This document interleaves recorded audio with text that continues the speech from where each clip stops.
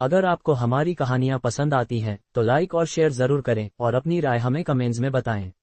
अगर आप चैनल पर नए हैं तो सब्सक्राइब करना न भूलें ताकि आपको मिलती रहे हमारी हर नई कहानी की लेटेस्ट अपडेट। और हाँ, हमारे टेलीग्राम चैनल से जुड़ना न भूलें, लिंक आपको डिस्क्रिप्शन में मिल जाएगा। आरएसवर्स, जहां हर कहानी है एक नई दुनिया। एपिसोड 66। शायद मोनिका की वजह से डेविड ने शिवम के साथ काफी नम्रता से पेश आया। डेविड के घर जाने के रास्ते में डेविड ने मुस्कुराते हुए कहा, मिस्टर शिवम, मेरी पत्नी की बीमारी काफी गंभीर है, लेकिन अच्छी बात यह है कि एक इंटरनेशनल इलाज का प्लान तैयार है। इसे उनकी किस्मत कह सकते हैं। डेविड का लहजा बहुत सावधान था, लेकिन शिवम समझ गया कि डेविड ये इशारा कर रहा था कि उसे उनकी पत्नी का इलाज करने की जरूरत नहीं है। मिस्टर डेविड, अगर आपकी पत्नी के लिए बेहतर इलाज का प्लान है तो ये सबसे अच्छा है। हमारा मकसद बस उनकी सेहत है, शिवम ने मुस्कुराते हुए कहा। शिवम के शब्दों को सुनकर डेविड बहुत खुश हुआ। उसने जल्दी से हाथ जोड़कर कहा, मिस्टर शिवम, चिंता न करें। मैं आपको यूं ही नहीं बुलाया। मैंने आपके लिए एक तोहफा तैयार किया है, आपको इसे जरूर स्वीकार करना होगा। इसकी कोई जरूरत नहीं, शिवम ने हाथ हिलाकर कहा। मिस्टर शिवम, बस इसे ले लीजिए। हमारा परिवार किसी का एहसान नहीं रखता, सैमुअल ने कहा। ये सच था, डेविड कभी किसी का एहसान नहीं रखता था। शिवम ने और कुछ नहीं कहा और सहमति में सिर हिलाया। कार डेविड के घर की ओर बढ़ी और जल्द ही एक हाई एंड रेसिडेंशियल एरिया में रुकी। फिर शिवम डेविड के साथ ऊपर गया। कमरे में कुछ अन्य लोगों के अलावा एक 30 साल का युवक था। वह युवक बहुत ही शानदार कपड़ों में था और उसका बात करने का तरीका बहुत प्रभावशाली था। वह एक सफल बिजनेसमैन जैसा लग रहा था। मिस्टर रिक, डेविड ने उस युवक से हाथ मिलाया। रिक नाम के उस शख्स ने सिर हिलाया। फिर उसने शिवम को हैरानी भरी नजरों से देखा। ये देखकर डेविड ने जल्दी से परिचय दिया, ये डॉक्टर रिक हैं। इन्होंने कई साल विदेश में पढ़ाई की है और हाल ही में भारत लौटे हैं। फिर डेविड ने शिवम की ओर देखकर कहा, ये मिस्टर शिवम हैं। इसके बाद डेविड एक तरफ खड़ा हो गया और कुछ नहीं बोला। जुनैद को ये पसंद नहीं आया और उसने तुरंत कहा, मिस्टर शिवम खासतौर पर जयपुर से मिसेज डेविड की जांच के लिए आए हैं। ये सुनकर डेविड का चेहरा थोड़ा अजीब हो गया। मिस्टर रिक ने भौहें चढ़ाईं और कुछ नाराजगी के साथ कहा, मिस्टर डेविड, इसका मतलब क्या है? क्या आपको मुझ पर भरोसा नहीं है? नहीं नहीं नहीं, डेविड ने जल्दी से सिर हिलाया।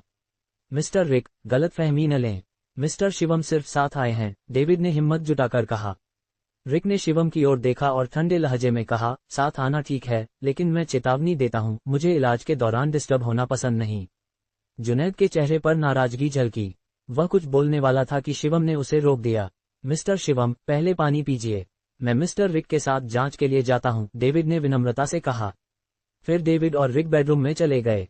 लिविंग रूम में सैमुअल ने शिवम और जुनैद के लिए चाय डाली। फिर उसने मुस्कुराते हुए कहा, मिस्टर शिवम, क्या आप आयुर्वेदिक डॉक्टर हैं? हाँ, आप ऐसा कह सकते हैं, शिवम ने सिर हिलाया। उनके पिता की मेडिकल विरासत में सिल्वर सुइयों का इस्तेमाल था। इसका आयुर्वेद से कुछ नाता तो था ही। लेकिन ये सुनकर सैमुअल के चेहरे पर हल्का तिरस्कार झलका। क्या आपको नहीं पता कि आयुर्वेद बस एक धोखा है? सैमुअल ने हल्के मजाक में कहा। शिवम नाराज नहीं हुआ। आयुर्वेद की दुनिया को कुछ ठगों ने सचमुच बदनाम कर दिया था। कुछ बीमारियां सिर्फ आयुर्वेद से ही ठीक हो सकती हैं। आयुर्वेद और वेस्टर्न मेडिसिन दोनों के अपने फायदे और नुकसान हैं, शिवम ने मुस्कुराते हुए कहा। सैमुअल ने सिर हिलाया और कुछ नहीं बोला। समय बीतता गया। करीब आधे घंटे बाद डेविड और रिक बाहर आए। मिस्टर डेविड, आपकी पत्नी की बीमारी को लेकर चिंता न करें। ये बस लो ब्लड शुगर की वजह से है, रिक ने लापरवाही से कहा। हाँ, और आयुर्वेद में इसे ऊर्जा और यान का असंतुलन कहते हैं, जो लो ब्लड शुगर की वजह से होता है। इससे शारीरिक और मानसिक थकान होती है, रिक ने शिवम को उकसाते हुए कहा। दरअसल शिवम को ये सब समझ नहीं आया। उसने कभी आयुर्वेद का अध्ययन नहीं किया था, तो ये प्रोफेशनल टर्म्स उसे समझ नहीं आए। डेविड ने आह भरी और कहा, हम हॉस्पिटल जा चुके हैं और वहां भी यही कहा गया। लेकिन इतनी दवाएं लेने के बाद भी वो ठीक नहीं हुई। रिक ने थोड़ा घमंड के साथ कहा, पुणे के हॉस्पिटल्स के संसाधन अच्छे नहीं हैं। उनके इक्विपमेंट और जड़ी बूटियां विदेशों से कई साल पीछे हैं, तो ठीक होना मुश्किल है। ऐसा कहकर रिक ने एक नीली शीशी निकाली और डेविड को दी। उसने लापरवाही से कहा, ये विदेशों में बनी लेटेस्ट रिसर्च प्रोडक्ट है। ये भारत की पिछड़ी दवाइयों से कहीं बेहतर है। इसे कुछ बार लेने से आपकी पत्नी पूरी तरह ठीक हो जाएगी। रिक के शब्दों को सुनकर जुनैद ने हल्का सा तंज कसा। क्या विदेशी भक्त बन गए?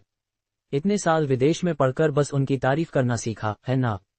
ये सुनते ही कमरे में सबके चेहरे बदल गए, खासकर रिक का, जिसने गुस्से में कहा, मिस्टर शिवम, अपने दोस्त को कंट्रोल करें। वो मेरा दोस्त है, नौकर नहीं। और मुझे लगता है उसने सही कहा, शिवम ने ठंडे लहजे में कहा। रिक के हर व्यवहार में विदेशों की चापलूसी झलक रही थी। जब वो भारत की बात करता तो उसके चेहरे पर तिरस्कार होता और विदेशों की बात पर गर्व। ये वाकई घृणित था। रिक ने हंसी उड़ाई और कहा, क्या मैं ये नहीं कह सकता कि ये देश पिछड़ा है। पिछड़े होने पर हम आगे बढ़ सकते हैं, लेकिन भारत वो जगह है जहां हम पैदा हुए और पले बढ़े।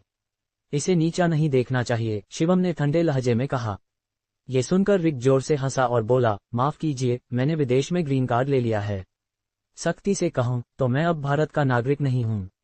शिवम ने रिक को ठंडी नजरों से देखा और कहा, आपके लहजे से मैं समझ गया कि आप कैसे इंसान हैं। अच्छा, रिक ने भौहें उठाईं। आप मुझे कैसा इंसान समझते हैं? रिक ने मजाक में पूछा। शिवम ने ठंडे लहजे में कहा, आप एक गद्दार हैं जो अपने देश को नीचा दिखाता है और विदेशियों की चापलूसी करता है। आपके जैसे इंसान के पास कोई खास मेडिकल स्किल्स नहीं हो सकती। साफ कहूं तो आप जैसे लोग कुछ सीख ही नहीं सकते। इसलिए मुझे आपके डायग्नोसिस पर शक है। शिवम के शब्द इतने दमदार थे कि उन्हें नजरअंदाज करना मुश्किल था। दरअसल डेविड को भी रिक का रवैया पसंद नहीं था, लेकिन चूंकि रिक ने उसकी मदद की थी इसलिए वो खुलकर कुछ कह नहीं सका। शिवम के शब्दों को सुनकर डेविड ने मन ही मन उसे थम्स अप दिया। रिक ने हंसी उड़ाई और कहा, आप मेरे डायग्नोसिस पर शक करते हैं? किस आधार पर? अपने उस धोखेबाज आयुर्वेद के आधार पर। शिवम ने ठंडे लहजे में कहा, ये मत सोचिए कि कुछ साल विदेश में रहने से आपने पूरी दुनिया देख ली। मैं आपको बता दूं, मैंने आपके जैसे कई लोग देखे हैं। और ये कि मैं धोखेबाज हूं या नहीं, ये आप तय नहीं करेंगे। ऐसा कहकर शिवम ने डेविड की ओर देखा और कहा, मिस्टर डेविड, मुझे अपनी पत्नी को देखने दें। क्या ये ठीक है? मिस्टर डेविड, आपको लगता है इसकी जरूरत है? रिक ने धमकी भरे लहजे में कहा। डेविड का चेहरा थोड़ा अजीब हो गया। उसने हिम्मत जुटाकर कहा, चूंकि आप आए हैं तो क्यों न देख लें। देख लें? रिक का चेहरा ठंडा पड़ गया। उसने ठंडे लहजे में कहा, ऐसे में आपको मेरी जरूरत नहीं। इसे ही अपनी पत्नी का इलाज करने दें। डेविड का चेहरा और बिगड़ गया। अपनी पत्नी के इलाज के लिए डेविड ने बहुत मेहनत की थी। इस बार उसने ढेर सारे कनेक्शंस का इस्तेमाल कर रिक को बुलाया था। अगर रिक ने इलाज करने से मना कर दिया तो डेविड को सचमुच नहीं पता था कि क्या करना है। मिस्टर डेविड, उसकी दवा की शीशी उसे वापस कर दें। दुनिया में वो अकेला डॉक्टर नहीं है, शिवम ने ठंडे लहजे में कहा। डेविड के मन में तकलीफ हुई। शिवम ने इसे आसान बता दिया। अगर ये इतना आसान होता तो वो रिक को क्यों बुलाता? मिस्टर डेविड, शिवम ने देखा कि डेविड हिचक रहा है तो वो आगे बढ़ा। उसने गंभीरता से कहा, मैं वादा करता हूं, मैं आपकी पत्नी की बीमारी को जरूर ठीक कर दूंगा। शिवम की मेडिकल विरासत लगभग सर्वशक्तिमान थी। ये मृतकों को जिंदा नहीं करती थी, लेकिन उससे कम भी नहीं थी। इसलिए शिवम को पूरा भरोसा था, लेकिन डेविड को थोड़ा डर था। पास खड़े सैमुअल ने चिंता से कहा, नहीं पापा, हम ये रिस्क नहीं ले सकते। डेविड का चेहरा उलझन में था। तभी शिवम ने अचानक हाथ हिलाया और एक हवा का झोंका डेविड की ओर बढ़ा। खटाक! डेविड के हाथ में मौजूद दवा की शीशी टूट गई। दवा फर्श पर बिखर गई। ये देखकर सैमुअल तुरंत गुस्से में आ गया और चिल्लाया, आप क्या कर रहे हैं? शिवम ने उदासीनता से कहा, चूंकि मिस्टर डेविड को फैसला नहीं लेना आ रहा तो मैंने उनके लिए फैसला कर लिया। डेविड ने मुंह खोला। हालांकि उसे गुस्सा आ रहा था, लेकिन वो गुस्सा नहीं दिखा सका। जब बात यहां तक आ ही गई है तो मैं मिस्टर शिवम से अनुरोध करता हूं कि वो देख लें। डेविड ने आह भरी। पास खड़े रिक ने ठंडे लहजे में कहा, मिस्टर डेविड, ये आपका जिंदगी का सबसे खराब फैसला होगा। शिवम ने उसे नजरअंदाज किया और डेविड के बेडरूम की ओर बढ़ गया। दरवाजा खोलते ही उसने एक पीली पड़ चुकी महिला को बिस्तर पर लेटे देखा। वह बहुत कमजोर दिख रही थी और बोलना भी उसके लिए मुश्किल था। शिवम ने कुछ नहीं कहा। वो जल्दी से उस महिला के पास गया। मिसेज डेविड, कृपया रिलैक्स करें, शिवम ने विनम्रता से कहा। ऐसा कहकर शिवम ने धीरे से अपना हाथ उसके माथे पर रखा। इसे इलाज कहते हैं, रिक ने तंज कसते हुए कहा। डेविड को भी थोड़ी चिंता हुई। जब से उनकी पत्नी बीमार हुई थी उन्होंने कई आयुर्वेदिक और वेस्टर्न डॉक्टरों को दिखाया था, लेकिन ऐसी इलाज की विधि कभी नहीं देखी थी। अगर मेरी मम्मी को कुछ हुआ तो मैं तुम्हें छोड़ूंगा नहीं, सैमुअल ने दांत पीसते हुए कहा। शिवम ने कुछ नहीं कहा। उसने बस अपना हाथ महिला के सिर पर रखा। कुछ मिनट बाद शिवम ने आखिरकार अपना हाथ हटाया। मिस्टर शिवम, वो कैसी हैं? डेविड ने चिंता से पूछा। शिवम ने डेविड का जवाब नहीं दिया। इसके बजाय उसने रिक की ओर ठंडी नजरों से देखा। आप वाकई निकम्मे हैं, शिवम ने उदासीनता से कहा। रिक हक्का बक्का रह गया। फिर उसने गुस्से में कहा, तुमने क्या कहा? मैं निकम्मा हूँ? मैंने कई साल विदेश में पढ़ाई की है और अब चाहे आप 100 साल विदेश में पढ़ें फिर भी आप निकम्मे ही रहेंगे। शिवम ने रिक की बात को ठंडे लहजे में काटा। आपने कहा कि मिसेज डेविड को लो ब्लड शुगर है। ये सरासर बकवास है। आपके जैसे नीम हकीम की वजह से न जाने कितने लोग मर जाएंगे। शिवम ने जोर से डांटा। रिक का चेहरा बहुत खराब हो गया। उसने दांत पीसते हुए कहा, तुम्हें लगता है तुम मुझे सिखाने के लायक हो? ठीक है, अगर तुम कहते हो कि ये लो ब्लड शुगर नहीं है, तो बता दो ये कौन सी बीमारी है? शिवम ने ठंडे लहजे में कहा, ये ब्रेन एन्यूरिज्म है। हालांकि शिवम ने मेडिसिन का अध्ययन नहीं किया था, लेकिन वो मिसेज डेविड के दिमाग में असामान्यता को स्पष्ट रूप से महसूस कर सकता था। उनकी धमनी में एक बहुत छोटा सा काला धब्बा था। शिवम को इसके अलावा और कुछ नहीं सूझा, लेकिन रिक जोर से हंस पड़ा। बच्चे, तुम्हें पता है तुम क्या बोल रहे हो? अगर ये ब्रेन एन्यूरिज्म होता तो हॉस्पिटल में इसका पता नहीं चलता। हा, रिक ने सिर उठाकर हंसते हुए कहा। डेविड ने भी भौहें चढ़ाई और कहा, हाँ, हम कई बार हॉस्पिटल जा चुके हैं, लेकिन कभी एन्यूरिज्म का पता नहीं चला। शिवम ने गंभीर आवाज में कहा, ये ब्रेन एन्यूरिज्म अभी बहुत छोटा है। शायद ये अभी हाल ही में हुआ हो, वरना आपकी पत्नी अब तक चल बसी होती। तुम बकवास कर रहे हो। सैमुअल अब और बर्दाश्त नहीं कर सका। उसने एक कदम आगे बढ़ाया और चिल्लाया, यहाँ से निकल जाओ। अगर तुमने मेरी मम्मी को फिर से कोसा तो मैं तुम्हें माफ नहीं करूंगा। तुम मिस्टर शिवम से बदतमीजी करने की हिम्मत करते हो। तुम्हारी हिम्मत कैसे हुई? जुनैद, हमला करने को तैयार, एक कदम आगे बढ़ा। शिवम ने हाथ उठाकर जुनैद को रोका। उसने डेविड की ओर देखा और कहा, मिस्टर डेविड, कृपया इस मामले पर फैसला लें। मिस्टर डेविड, अगर आप अभी इसे भगा देंगे तो मैं आपको दवा की एक और शीशी दे सकता हूं। रिक ने अपनी बैग से एक और शीशी निकालकर उदासीनता से कहा। डेविड फिर से उलझन में पड़ गया और एक पल के लिए समझ नहीं पाया कि क्या फैसला ले।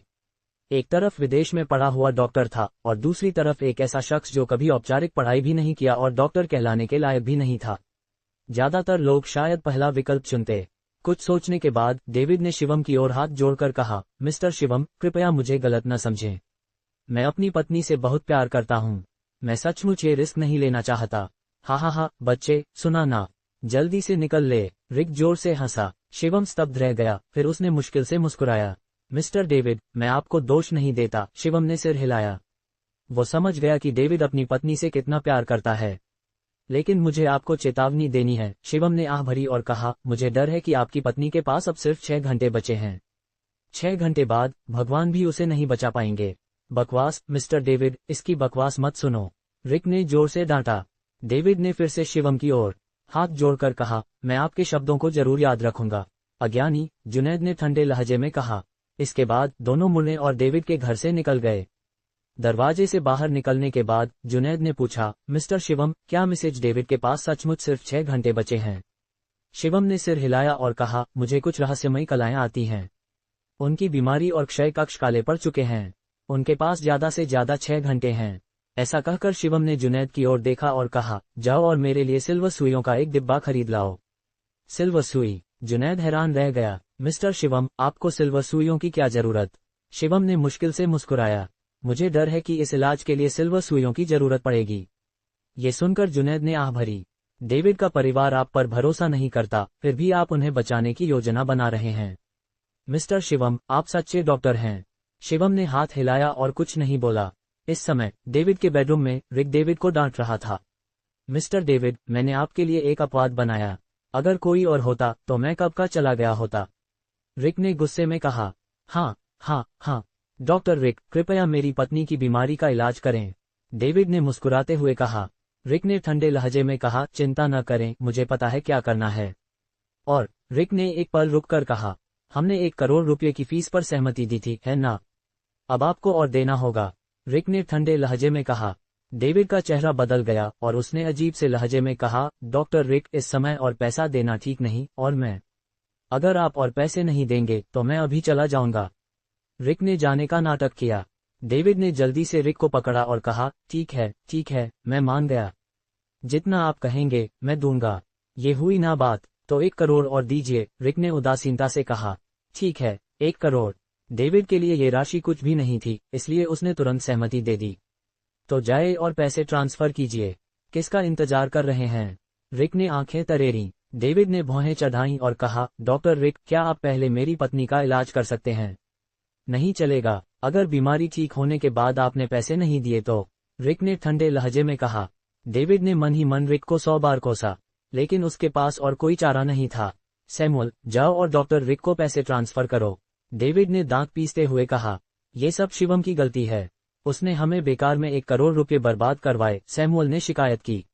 ऐसा कहकर सैमुअल जल्दी से घर से निकल गया। डेविड बेचैनी से बिस्तर के पास खड़ा था। अपनी पत्नी को बिस्तर पर तड़पते देख वो और भी बेचैन हो गया। चिंता न करें, सब कुछ मेरे कंट्रोल में है, रिक ने लापरवाही से कहा। पलक झपकते ही 1 घंटा बीत गया। सैमुअल आखिरकार भागते हुए वापस आया। पैसे ट्रांसफर हो गए, सैमुअल ने हौंकते हुए कहा। रिक ने फोन निकालकर चेक किया और संतुष्ट होकर सिर हिलाया। उसने एक छोटी दवा की शीशी निकाली और मिसेज डेविड को देते हुए कहा, इसे पी लीजिए। मिसेज डेविड बहुत कमजोर दिख रही थीं, थोड़ी बेहोशी सी हालत में थीं। बेहोशी में उन्होंने शीशी ली और मुश्किल से मुंह खोलकर दवा पी ली। हनी, तुम्हें कैसा लग रहा है? डेविड ने जल्दी से पूछा। मिसेज डेविड ने मुंह खोला, लेकिन कुछ नहीं बोली। उनके चेहरे से साफ था कि वो अच्छा महसूस नहीं कर रही थीं। चिंता न करें, ये इतनी जल्दी असर नहीं करेगी, रिक ने कहा। भले ही ये खास दवा हो, इसे असर करने में कम से कम आधा घंटा लगेगा। इंतजार कीजिए। हालांकि डेविड बहुत चिंतित था, लेकिन वो सिर्फ सिर हिला सका। जाओ और मेरे लिए पानी का जग लाओ, मुझे प्यास लगी है, रिक ने हाथ हिलाकर कहा। जल्दी जाओ और डॉक्टर रिक के लिए पानी लाओ, डेविड ने आदेश दिया। सैमुअल जल्दी से बाहर गया और कई सालों से संभाल कर रखी हुई चाय की पत्तियों से रिक के लिए चाय बनाई। रिक बिस्तर के पास बैठकर चाय पी रहा था और इंतजार कर रहा था। डेविड और सैमुअल को उसके साथ रहना पड़ रहा था। ये चाय अच्छी है, रिक ने कहा। डेविड ने मुश्किल से मुस्कुराया और कहा, सिर्फ आप ही मेरी पत्नी की बीमारी ठीक कर सकते हैं, डॉक्टर रिक। मैं आपके लिए और चाय की पत्तियां खरीदूंगा। हाँ, शुक्रिया, मिस्टर डेविड, रिक ने संतुष्ट होकर सिर हिलाया। समय मिनट दर मिनट बीतता गया। पलक झपकते आधा घंटा बीत गया। इस दौरान डेविड घड़ी की ओर बार बार देख रहा था। समय पूरा होने पर वो बिस्तर के पास भागा और पूछा, हनी, अब तुम्हें कैसा लग रहा है? मिसेज डेविड का चेहरा और पीला पड़ गया था। शायद दर्द की वजह से उनका चेहरा थोड़ा विकृत हो गया था। उन्होंने मुंह खोला और कुछ कहना चाहा, लेकिन अगले ही पल वो बेहोश हो गईं। हनी, मम्मी, ये देखकर पिता पुत्र दौड़कर आए और मिसेज डेविड को कसकर गले लगा लिया। हनी, क्या हुआ? जागो, डेविड ने घबराते हुए कहा। लेकिन चाहे वो कितना भी चिल्लाए, मिसेज डेविड ने कोई जवाब नहीं दिया। ये क्या हो रहा है? तुमने नहीं कहा था कि आधे घंटे में असर होगा? सैमुअल ने गुस्से में मुड़कर रिक का कॉलर पकड़ लिया। रिक का चेहरा भी थोड़ा अजीब हो गया। उसने घबराते हुए कहा, मुझे नहीं पता, शायद इसे असर करने में और समय लगेगा। इंतजार माए तारांकन एसएस। सैमुअल ने गुस्से में मुक्का मारकर रिक को दे मारा। उसे मारना बंद करो। तभी डेविड ने अचानक चिल्लाया, जल्दी जाओ और मिस्टर शिवम को ढूंढो, उन्हें वापस बुलाओ। तब सैमुअल को होश आया। उसने रिक को छोड़ा और उसकी नाक की ओर इशारा करते हुए कहा, तुम इंतजार करो। लेकिन तभी डेविड को एहसास हुआ कि उसके पास शिवम का कॉन्टैक्ट नंबर ही नहीं था, और अब उसे ये भी नहीं पता था कि शिवम कहाँ है। हम बर्बाद हो गए, डेविड को बहुत पछतावा हुआ। उसका सारा गुस्सा रिक पर निकल गया। डेविड ने मुड़कर रिक को गुस्से से घूरा और चिल्लाया, ये सब तुम्हारी गलती है, तुम नीम हकीम। मैं तुम्हें बता रहा हूँ, अगर मेरी पत्नी को कुछ हुआ तो मैं तुम्हें मार डालूंगा। रिक और घबरा गया। डेविड की ताकत के सामने किसी को खत्म करना आसान था। पापा, अब हम क्या करें? सैमुअल ने पीले चेहरे के साथ पूछा। डेविड ने दांत पीसते हुए कहा, चलो बाहर जाकर ढूंढते हैं। शायद मिस्टर शिवम आसपास ही हों। हालांकि ये संभावना कम थी, लेकिन उनके पास और कोई रास्ता नहीं था। ... मिस्टर शिवम, मैं सिल्वर सुइयां ले आया। जुनैद ने एक सुई का डिब्बा शिवम को दिया। शिवम ने सिर हिलाया और कहा, चलो। कहाँ जा रहे हैं? जुनैद ने कंफ्यूज होकर पूछा। शिवम ने मुस्कुराकर कहा, मैंने समय का हिसाब लगाया है। डेविड अब हमें ढूंढ रहा होगा। ये कैसे मुमकिन है? जुनैद को यकीन नहीं हुआ। शिवम ने कोई सफाई नहीं दी। वो मुड़ा और जुनैद के साथ डेविड के घर की ओर चल पड़ा। सैमुअल नीचे आसपास ढूंढता रहा, लेकिन उसे शिवम कहीं नहीं मिला। इससे वो और गुस्से में आ गया और उसके मन का पछतावा चरम पर पहुंच गया। पापा, मुझे मिस्टर शिवम नहीं मिले, सैमुअल थककर हौंफ रहा था। उसने हाथ उठाकर अपने चेहरे पर थप्पड़ मारा और दुखी होकर कहा, ये सब मेरी गलती है। मेरी वजह से मम्मी की जान खतरे में है। ऐसा कहकर सैमुअल जमीन पर बैठ गया और रोने लगा। डेविड का मूड भी वैसा ही था। पुणे में सभी जानते थे कि डेविड अपनी पत्नी से कितना प्यार करता था और उसके लिए कुछ भी कर सकता था। अपनी पत्नी को बिस्तर पर बेहोश देखकर उसे आत्महत्या करने का मन हो रहा था। अगर तुम्हें कुछ हो गया तो मैं भी तुम्हारे साथ चला जाऊंगा, डेविड ने बिस्तर के पास बैठकर अपनी पत्नी के चेहरे को धीरे से सहलाते हुए नर्म आवाज में कहा। पूरा कमरा निराशा के माहौल से भरा हुआ था। तभी बाहर से डोरबेल की आवाज आई। डेविड ने कमजोर आवाज में कहा, सैमुअल, जाओ और दरवाजा खोलो। सैमुअल जमीन से उदास होकर उठा और दरवाजे की ओर चला। जैसे ही दरवाजा खुला, सैमुअल ने एक परिचित चेहरा देखा। मिस्टर डेविड, मैं फिर से आ गया। आप मुझे भगा तो नहीं देंगे ना? शिवम ने मुस्कुराते हुए कहा। सैमुअल एक पल के लिए स्तब्ध रह गया। फिर वो पट की आवाज के साथ जमीन पर घुटनों के बल बैठ गया। उसने शिवम का पैर पकड़ लिया और गिड़गिड़ाया, मिस्टर शिवम, मैं आपसे विनती करता हूँ, मेरी मम्मी को बचा लीजिए। अगर आप मेरी मम्मी की बीमारी ठीक कर देंगे तो मैं, सैमुअल, अपनी जिंदगी से आपका एहसान चुकाऊंगा। रोते हुए सैमुअल को देखकर पास खड़े जुनैद के मुंह से शब्द नहीं निकले। इससे उसे शिवम के प्रति और सम्मान बढ़ गया। मिस्टर डेविड, जल्दी उठिए, मैं वापस आया हूँ तो जाहिर है कि आपकी मम्मी को बचाने के लिए। शिवम ने सैमुअल को उठाया। सैमुअल ने आंसू पोंछे और जोर से सिर हिलाया। Thank you mister Shivam, thank you. Shivam ने कुछ नहीं कहा और जल्दी से बेडरूम में चला गया। डेविड, जो पहले ही निराश हो चुका था, शिवम को देखकर हैरान रह गया। वो कुछ बोलने ही वाला था कि शिवम ने हाथ हिलाकर कहा, कुछ कहने की जरूरत नहीं, इंसान को बचाना ज्यादा जरूरी है। डेविड ने जोर से सिर हिलाया और कहा, ठीक है, ठीक है। शिवम ने समय बर्बाद नहीं किया। उसने पहले से तैयार की हुई सिल्वर सुइयां निकाली और मिसेज डेविड के पास गया। शिवम की मौजूदा क्षमता के साथ वो सिर्फ मेडिकल स्किल्स से ही इलाज कर सकता था और उसे सिल्वर सुइयों की मदद चाहिए थी। अगर उसकी ताकत चरम पर पहुंच जाए तो शिवम इस तरह की बीमारी को आसानी से ठीक कर सकता था। शिवम ने अपने पिता की विरासत में दी गई सुप्रीम स्पिरिचुअल नीडल तकनीक के अनुसार 12 सिल्वर सुइयों को मिसेज डेविड के प्रमुख एक्यूपॉइंट्स में सावधानी से लगाया। सिर्फ सुइयां लगाने से ही शिवम की ज्यादातर शारीरिक ताकत खत्म हो गई थी और उसके माथे पर पसीने की बूंदें दिखने लगी थीं। इस आधुनिक युग में तुम लोग अभी भी ऐसी पिछड़ी चीजों पर विश्वास करते हो? रिक ने तंज कसते हुए कहा। सैमुअल ने मुड़कर रिक के पेट में जोर से लात मारी। उसने दांत पीसते हुए कहा, तुम गद्दार, चुप रहो। सैमुअल की लात से रिक का पेट दर्द से भर गया। उसने कुछ नहीं कहा और पेट पकड़कर एक तरफ खड़ा हो गया। शिवम ने सिल्वर सुई पकड़ी। उसकी आध्यात्मिक ऊर्जा सुई के जरिए मिसेज डेविड के शरीर में प्रवाहित हो रही थी। मिसेज डेविड के माथे पर पसीने की परतें दिखने लगीं। उनके शरीर के आसपास हल्का सा कोहरा भी दिख रहा था। इस सुई तकनीक ने शिवम की बहुत सारी ऊर्जा खर्च कर दी थी। उसका माथा पसीने से भरा था और उसकी नजरें धुंधली हो रही थीं। लेकिन सुई तकनीक जटिल थी, इसलिए शिवम ने ध्यान भटकने नहीं दिया। वो खुद को फोकस करने के लिए मजबूर कर रहा था और मिसेज डेविड के लिए सुई लगा रहा था। पास खड़े पिता पुत्र ने अपनी मुट्ठियां कसकर बंद कर रखी थीं। उन्हें डर था कि कहीं कुछ गलत न हो जाए, इसलिए वो बहुत घबराए हुए थे। समय मिनट दर मिनट बीतता गया। पलक झपकते आधा घंटा बीत गया और शिवम का सुई लगाना अभी खत्म नहीं हुआ था। मिस्टर शिवम, अभी भी। मिस्टर शिवम को डिस्टर्ब मत करो। सैमुअल कुछ पूछने वाला था, लेकिन डेविड ने हाथ उठाकर उसे रोक दिया। जैसे ही वो बोला, शिवम ने आखिरकार अपना हाथ हटाया। उसकी नजरें और धुंधली हो गई थीं और वो बहुत थका हुआ दिख रहा था, जैसे उसकी सारी ऊर्जा खत्म हो गई हो। मिस्टर शिवम, मेरी पत्नी कैसी है? डेविड ने जल्दी से पूछा। शिवम ने हाथ हिलाया और कमजोर आवाज में कहा, सुइयां निकालने के बाद और 1 घंटे का इंतजार करें, मुझे विश्वास है कि मिसेज डेविड जाग जाएंगी। हाँ, तुम इसे सचमुच सच मान रहे हो? रिक ने ठंडे लहजे में कहा। यहाँ तक कि सैमुअल को भी थोड़ा डर था। उसने भौहें चढ़ाईं और कहा, मिस्टर शिवम, कृपया कुछ गलत न होने दें। अगर तुम्हें मिस्टर शिवम पर भरोसा नहीं है तो तुमने उन्हें क्यों ढूंढा? जुनैद ने नाराजगी से कहा। ये सुनकर सैमुअल ने और कुछ नहीं कहा। शिवम ने सावधानी से 12 सिल्वर सुइयां निकाली और उन्हें डिब्बे में वापस रखा। फिर शिवम एक तरफ गया और पालथी मारकर बैठ गया। इस बार सुइयां लगाने में उसकी बहुत सारी ऊर्जा खर्च हो गई थी, इसलिए शिवम को जल्द से जल्द अपनी ताकत वापस लानी थी। उसने आंखें बंद की और ध्यान लगाकर धीरे धीरे अपनी आध्यात्मिक ऊर्जा को रिचार्ज करने लगा। इस बीच पिता पुत्र बिस्तर के सामने बैठे थे और बार बार दीवार पर टंगी घड़ी की ओर देख रहे थे। मेरे मेडिकल स्किल्स भले अच्छे न हो, लेकिन उसका ये नाटक मुझसे बेहतर नहीं है, रिक ने फिर से कहा। इस बार जुनैद ने सीधे उसके मुंह पर थप्पड़ मार दिया।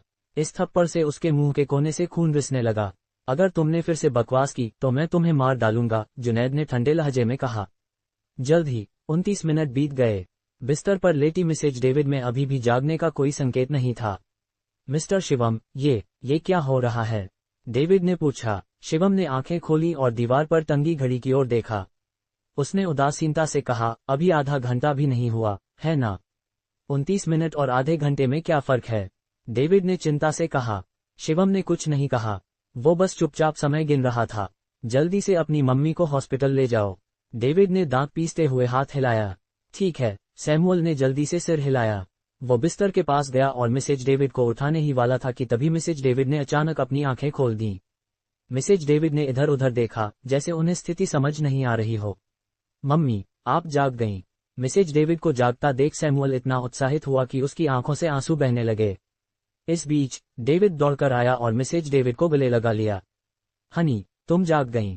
बहुत अच्छा हुआ, बहुत अच्छा। ये 40 साल का आदमी बच्चे की तरह रो रहा था। मिसेज डेविड ने अपने माथे को रगड़ा और अपने हाथ पैर हिलाने की कोशिश की।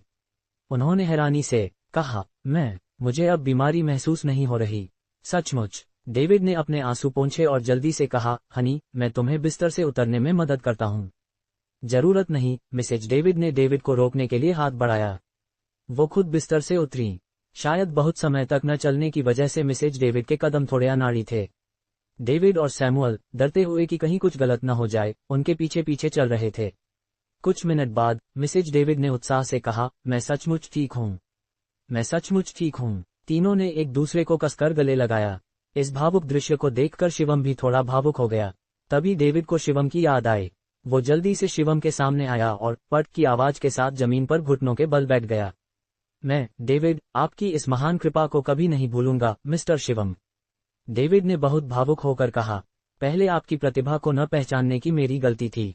कृपया मुझे माफ करें। सैमुअल भी जमीन पर घुटनों के बल बैठ गया। शिवम ने जल्दी से दोनों को उठाया और मुस्कुराते हुए कहा, मिस्टर डेविड, आपको इतना औपचारिक होने की जरूरत नहीं। मिस्टर शिवम, मेरी जान बचाने के लिए शुक्रिया। मिसेज डेविड भी आगे आई और हल्का सा झुकी। शिवम ने जल्दी से मुस्कुराते हुए जवाबी सलाम किया। मिस्टर शिवम, आज रात मत जाए, मैं खुद आपके लिए खाना बनाऊंगा। चलो कुछ पीते हैं, डेविड ने उत्साह से कहा। शिवम सबके मूड को खराब नहीं करना चाहता था, इसलिए उसने सिर हिलाकर सहमति दे दी। रिक का चेहरा बहुत खराब हो गया था। उसे यकीन नहीं हो रहा था कि शिवम ने सचमुच मिसेज डेविड को ठीक कर दिया। ये आदमी आखिर है कौन? रिक ने मन ही मन सोचा। तभी सैमुअल उसके सामने आया और ठंडे लहजे में कहा, मेरे पैसे वापस करो और निकल ले। रिक ने अजीब सी मुस्कान दी और कहा, मिस्टर डेविड, भले ही मैंने बीमारी ठीक नहीं की, लेकिन आपने मेरी 2 शीशियां इस्तेमाल की। ये पैसे, बकवास बंद कर, सैमुअल ने चिल्लाया। तुझे मैंने अभी तक हिसाब नहीं किया, ये तेरी किस्मत है, सैमुअल ने ठंडे लहजे में कहा। रिक के पास और कोई चारा नहीं था, इसलिए उसने 2 करोड़ रुपए वापस कर दिए। रात को डेविड और सैमुअल ने खाने की एक मेज सजा दी। डेविड ने कई सालों से संभाली हुई अच्छी शराब निकाली और शिवम के साथ पी। 3 राउंड शराब के बाद डेविड ने सैमुअल की ओर देखा और कहा, जाओ और वो तोहफे लाओ जो हमने तैयार किए हैं। ठीक है, सैमुअल ने जल्दी से सिर हिलाया। कुछ मिनट बाद सैमुअल एक तोहफे का डिब्बा लेकर वापस आया। डिब्बा खोलने से पहले ही शिवम को एक तेज जड़ी बूटी की खुशबू आई। ये, शिवम ने जोर से सूंघा और थोड़ा उत्साहित हो गया। डेविड ने कहा, मुझे मिस मोनिका से पता चला कि आपको जड़ी बूटियां पसंद हैं। ये चंगबाई माउंटेन का जंगली जिनसेंग है, जो कुछ साल पहले मेरे एक दोस्त ने मुझे दिया था। कृपया इसे स्वीकार करें, मिस्टर शिवम। शिवम ने जल्दी से तोहफे का डिब्बा लिया, उसे खोला और सूंघा। उसके चेहरे पर उत्साह की एक झलक दिखी। ये जिनसेंग शायद 30 साल से ज्यादा पुराना था। ये शिवम ने अब तक देखी सबसे अच्छी जड़ी बूटी थी। मिस्टर डेविड, तो मैं इसे स्वीकार करता हूँ। शिवम को वाकई जड़ी बूटियों की जरूरत थी, इसलिए उसने इसे तुरंत ले लिया। डेविड जोर से हंसा और बोला, मेरी पत्नी की जिंदगी की तुलना में ये जड़ी बूटी क्या है? मिस्टर शिवम, अगर भविष्य में आपको मेरी जरूरत हो तो बस बता देना। इससे शिवम को कुछ याद आया। उसने जड़ी बूटियां जुनैद को दी और फिर गंभीर आवाज में कहा, मिस्टर डेविड, मेरे पास वाकई आपसे मदद मांगने के लिए कुछ है। मिस्टर शिवम, बस बता दीजिए। अगर मैं कर सकता हूं तो मैं मना नहीं करूंगा, डेविड ने छाती ठोककर कहा। शिवम एक पल के लिए चुप रहा और उसकी आंखों में ठंडक झलकी। फिर शिवम ने धीरे से कहा, क्या हाल ही में थककर परिवार ने सेंट्रल बैंक से कुछ लोन लिया है? डेविड एक पल के लिए रुक गया, फिर सिर हिलाया और बोला, हाँ, सुनील ने हमारे बैंक से 3 साल के लिए 2 अरब का बड़ा लोन लिया है। मैंने इसे मंजूरी दे दी है।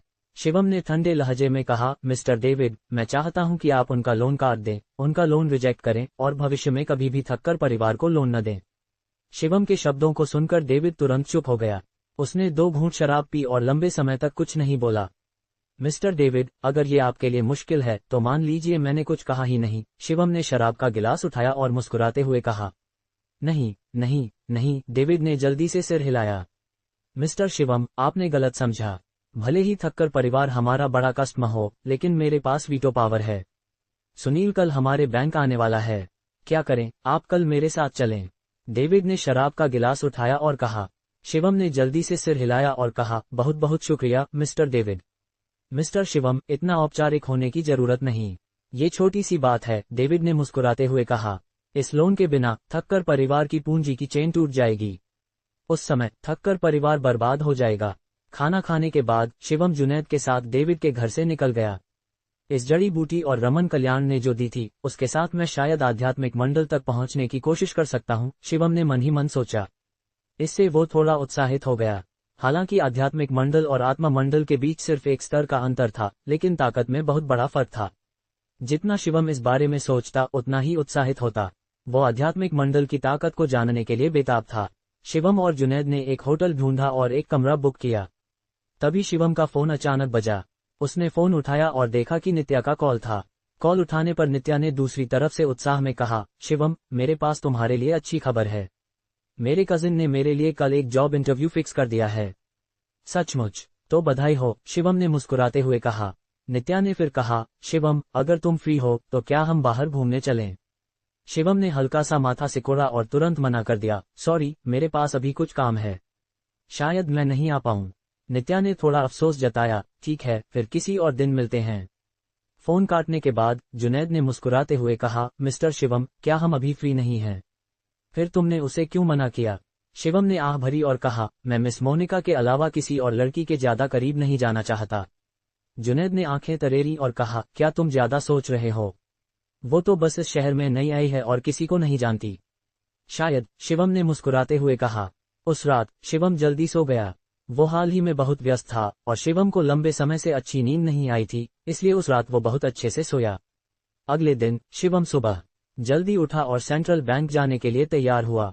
वो जुनैद को बुलाने वाला था, लेकिन उस समय जुनैद गहरी नींद में था, इसलिए शिवम ने उसे डिस्टर्ब नहीं किया। घर से निकलने के बाद शिवम ने टैक्सी ली और सीधे सेंट्रल बैंक की ओर बढ़ा। पुणे के सबसे बड़े बैंक के रूप में सेंट्रल बैंक में ग्राहकों की भीड़ लगी रहती थी। कहा जाता था कि उनकी जमा राशि पूरे देश में सबसे ज्यादा थी। प्रवेश द्वार पर हर तरह की लग्जरी कारें थीं, जैसे बेंटले, रोल्स रॉयस, मेबैक वगैरह। सभी कमर्शियल मॉडल थे, जो सेंट्रल बैंक की बिजनेसमैन के बीच हैसियत को दर्शाता था।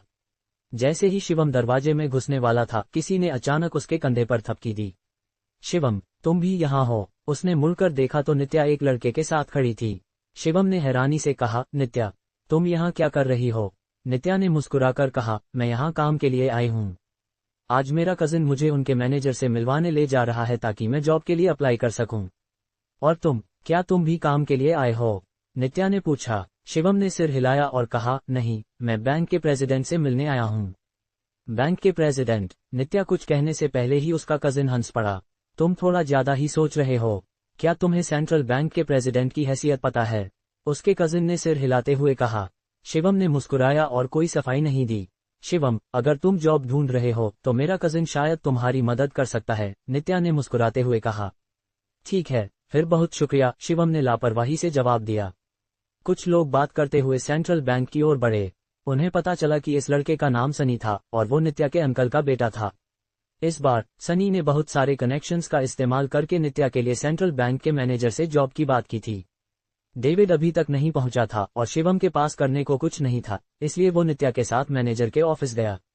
बाद में कुछ मत बोलना, मिस्टर चंपक बहुत बड़े आदमी हैं, उन्हें नाराज मत करना, सनी ने दरवाजा खोलने से पहले चेतावनी दी। नित्या ने जल्दी से सिर हिलाया और कहा, मैं जानती हूँ, चिंता मत करो, तुम भी, सनी ने शिवम की ओर देखा और कहा। शिवम ने सिर हिलाया। इसके बाद उन्होंने दरवाजा खोला और मैनेजर के ऑफिस में घुसे। अंदर घुसते ही उन्होंने देखा कि मैनेजर एक बिजनेस सूट में एक महिला को गले लगा रहा था। शिवम और बाकियों को देखकर वो महिला जल्दी से मैनेजर की गोद से कूद गई। तुम लोगों को क्या हुआ? अंदर आने से पहले नॉक नहीं कर सकते? मिस्टर चंपक ने कुछ नाराजगी से कहा। सनी ने जल्दी से माफी मांगी और कहा, सॉरी मिस्टर चंपक, हमसे गलती हो गई। मिस्टर चंपक ने हाथ हिलाया और बिजनेस सूट वाली महिला की ओर देखा। उसने कहा, तुम पहले बाहर जाओ। ठीक है मिस्टर चंपक, बिजनेस सूट वाली महिला ने सिर हिलाया और ऑफिस से बाहर चली गई। उसके जाने के बाद सनी ने जल्दी से नित्या को मिस्टर चंपक के सामने खींच लिया। मिस्टर चंपक, ये मेरी कजिन नित्या है, मैंने आपसे पिछली बार बात की थी, सनी ने झुककर कहा। मिस्टर चंपक ने नित्या को देखा और उसकी आंखें अचानक चमक उठी। ये लड़की वाकई बहुत खूबसूरत थी। ये तुम्हारी कजिन है? मिस्टर चंपक ने तुरंत अपना रवैया बदल लिया। वाकई बहुत सुंदर है। मिस्टर चंपक ने नित्या को ललचाई नजरों से देखा। नित्या ने जल्दी से कहा, नमस्ते मिस्टर चंपक। अरे इतना औपचारिक मत बनो, बैठो। मिस्टर चंपक खुद खड़ा हुआ और नित्या को बगल में बैठाया। नित्या, तुम्हारे परिवार में कितने लोग हैं? कहाँ रहती हो? इस साल कितनी उम्र है? मिस्टर चंपक ने नित्या का हाथ पकड़कर और ललचाई नजरों से पूछा। नित्या का चेहरा थोड़ा अजीब हो गया। उसने जल्दी से अपना हाथ छुड़ाया और मिस्टर चंपक के सवालों का जवाब देना शुरू किया। मिस्टर चंपक ने फिर से नित्या का हाथ पकड़ा और शरारती मुस्कान के साथ कहा, मुझे मिस्टर चंपक क्यों बुला रही हो? मेरा नाम लो। अगर आज रात फ्री हो तो डिनर पर चलें। नित्या ने अजीब से लहजे में कहा, मिस्टर चंपक, मुझे नहीं लगता इसकी जरूरत है। शर्माने की क्या बात है? तुम्हें डिनर पर ले जाना मेरा हक है। मिस्टर चंपक ने नित्या की टांग पर हाथ रखते हुए कहा। मिस्टर चंपक, सनी ने स्थिति देखकर जल्दी से चिल्लाया, लेकिन मिस्टर चंपक को कोई फर्क नहीं पड़ा। उसने कुछ नहीं कहा और अपना हाथ नित्या की टांग पर रख दिया। नित्या ने मिस्टर चंपक का हाथ धक्का देकर हटाया और खड़ी हो गई। मिस्टर चंपक, कृपया थोड़ा सम्मान करें। नित्या के रवैये को देखकर मिस्टर चंपक का चेहरा धीरे धीरे गंभीर हो गया। मिस्टर चंपक ने सिगरेट जलाई और सनी को नाखुशी से देखा। सनी, मैंने तुम्हारे कजिन को ये मौका सिर्फ तुम्हारे दोस्त की वजह से दिया, मिस्टर चंपक ने तंज कसते हुए कहा। हाँ, मिस्टर चंपक, मैं समझ गया, सनी ने जल्दी से सिर हिलाया और झुककर जवाब दिया। मिस्टर चंपक ने आगे कहा, लेकिन तुम्हारा कजिन कुछ ज्यादा ही बेअदब है ना? उसे डिनर पर बुलाना इतना मुश्किल क्यों है? मिस्टर चंपक की बात सुनकर शिवम मन ही मन भड़क गया। यहाँ तक कि एक मूर्ख भी उसकी नीयत समझ सकता था। सनी ने हल्की शर्मिंदगी के साथ मुस्कुराते हुए कहा, मिस्टर चंपक, मेरी कजिन बहुत शरीफ लड़की है। अगर आप सचमुच मजे करना चाहते हैं तो मैं आज रात का इंतजाम कर दूंगा। मैं गारंटी देता हूँ आप खुश होंगे। तेरी माँ की। ये सुनकर मिस्टर चंपक ने अपने हाथ की सिगरेट सनी की तरफ फेंक दी। सनी, तुम क्या बकवास कर रहा है? क्या मुझे पैसे की कमी है? मिस्टर चंपक ने ठंडे लहजे में कहा। सनी वहां खड़ा बेहद शर्मिंदा दिख रहा था। गुस्से में होने के बावजूद वह गुस्सा जाहिर नहीं कर सका। सनी, मैं तुझसे साफ साफ कहता हूँ, मैं बस तेरे कजिन के साथ मस्ती करना चाहता हूँ, और मैं ये जरूर करूंगा, मिस्टर चंपक ने ठहाका लगाते हुए कहा। नित्या का चेहरा बेहद खराब हो गया। उसने सनी को चिंता से देखा। शिवम ने सनी की तरफ देखा, जैसे वह उसका रवैया देखना चाहता हो। सनी काफी देर तक चुप रहा। फिर उसने दांत पीसते हुए कहा, मिस्टर चंपक, हम ये नौकरी छोड़ देंगे। ये कहकर सनी नित्या के पास गया और बोला, चलो निकलते हैं। रुक, मिस्टर चंपक ने हंसते हुए कहा, मैंने कहा, ये लड़की मेरी होगी। अगर तुम अभी चले गए तो न सिर्फ तुम्हारी नौकरी जाएगी, बल्कि तुम मुझसे भी पंगा ले लोगे। मिस्टर चंपक ने धमकी भरे अंदाज में कहा। ये सुनकर सनी का चेहरा और खराब हो गया। पुणे सेंट्रल बैंक के मैनेजर के तौर पर मिस्टर चंपक को कई बड़े बड़े बिजनेसमैन जानते थे। किसी को बर्बाद करना उनके लिए खेल था। अब भी पछताने का वक्त है, मिस्टर चंपक ने बेपरवाही से कहा। सनी ने दांत पीसते हुए गहरी सांस ली और बोला, मिस्टर चंपक, जो करना है मुझसे करो। मेरी कजिन का इससे कोई लेना देना नहीं। शिवम को मन ही मन थोड़ा सुकून हुआ। कम से कम सनी इतना बुरा नहीं था कि अपने फायदे के लिए अपनी कजिन को बेच दे। चलो, नित्या ने धीरे से शिवम से कहा, लेकिन शिवम ने सिर हिलाया। उसने नित्या को पीछे खींचा और मुस्कुराते हुए कहा, तुम्हें सचमुच ये नौकरी चाहिए? नित्या ने कड़वी मुस्कान के साथ कहा, बिल्कुल। मैंने इतने साल मेहनत से पढ़ाई की, मास्टर्स की डिग्री ली। मुझे नहीं पता था कि जॉब ढूंढते वक्त ऐसी बेइज्जती होगी। शिवम ने भी मन ही मन आह भरी। मिस्टर चंपक जैसे लोग ही थे जिनकी वजह से युवाओं की जिंदगी और मुश्किल हो रही थी। शिवम ने नित्या के कंधे पर हाथ रखा और कहा, चिंता मत करो, मैं तुम्हें तुम्हारी मंजिल दिलवाऊंगा और पुणे सेंट्रल बैंक में नौकरी भी। बस अब ढोंग मत करो, सनी ने तंज कसते हुए कहा। तुम बाहर से आया है, तुझमें इतनी ताकत कहाँ से आएगी? शिवम ने कोई सफाई नहीं दी। वह मिस्टर चंपक की ओर बढ़ा और उनकी डेस्क पर बैठ गया। मिस्टर चंपक सन्न रह गए, फिर गुस्से में बोले, तुम मरने की ख्वाहिश रखता है? जल्दी से यहाँ से निकल। शिवम ने मिस्टर चंपक को ठंडे लहजे में देखा और कहा, अब मेरे दोस्त से माफी मांगो और नित्या के लिए जॉब का इंतजाम करो, फिर मैं इसे छोड़ दूंगा। शिवम की बात सुनकर मिस्टर चंपक हंस पड़े और बोले, ये मूर्ख कहाँ से आया? छोड़ दूंगा? तुम अपने आप को क्या समझता है? शिवम ने ठहाका लगाया और कहा, ये मेरा आखिरी वार्निंग है। वार्निंग मेरी माँ की। मिस्टर चंपक ने बिना देर किए शिवम की ओर मुक्का चलाया। शिवम ने हाथ उठाकर मिस्टर चंपक का मुक्का पकड़ लिया। फिर मिस्टर चंपक हिल भी नहीं पाए। तुम मुझे छोड़, वरना मैं तुझे माफ नहीं करूंगा, मिस्टर चंपक ने घबराते हुए कहा। नित्या और सनी भी दौड़कर आए। शिवम, मेरे लिए उसे छोड़ दे, भूल जा और चलते हैं। ठीक है, नित्या ने घबराते हुए कहा। सनी ने भी मुस्कुराते हुए कहा, मिस्टर चंपक, मेरा दोस्त अभी अभी पुणे आया है और उसे बर्ताव नहीं पता। आप बुरा मत मानिए। ये सुनकर कि शिवम अभी पुणे आया था, मिस्टर चंपक और साहसी हो गए। वह जोर से चिल्लाए, तुमने मुझसे पंगा लिया। मैं तुझे बता दूं, तुम पुणे में नहीं टिक पाएगा। नित्या और सनी निराश हो गए। सनी ने गुस्से में कहा, अगर तुम अपनी कब्र खुद खोदना चाहता है तो खोद ले, हमें क्यों घसीट रहा है। शिवम ने धीरे धीरे मिस्टर चंपक को छोड़ा, फिर फोन निकालकर डेविड को कॉल करने लगा। लेकिन मिस्टर चंपक को लगा कि शिवम डर गया। उसने तुरंत शिवम की नाक पर उंगली रखकर गाली दी, अब डर लग रहा है। मैं तुझे बता दूं, अब बहुत देर हो चुकी है। तुम घुटनों पर गिड़गिड़ाए तब भी मैं तुझे नहीं छोड़ूंगा। शिवम ने उसे नजरअंदाज किया। वह फोन निकालकर डेविड को कॉल करने वाला था कि तभी डेविड का कॉल आ गया। कॉल कनेक्ट होने पर डेविड ने फोन पर कहा, मिस्टर शिवम, मैं ऑफिस पहुंच चुका हूं। आप कब आ रहे हैं?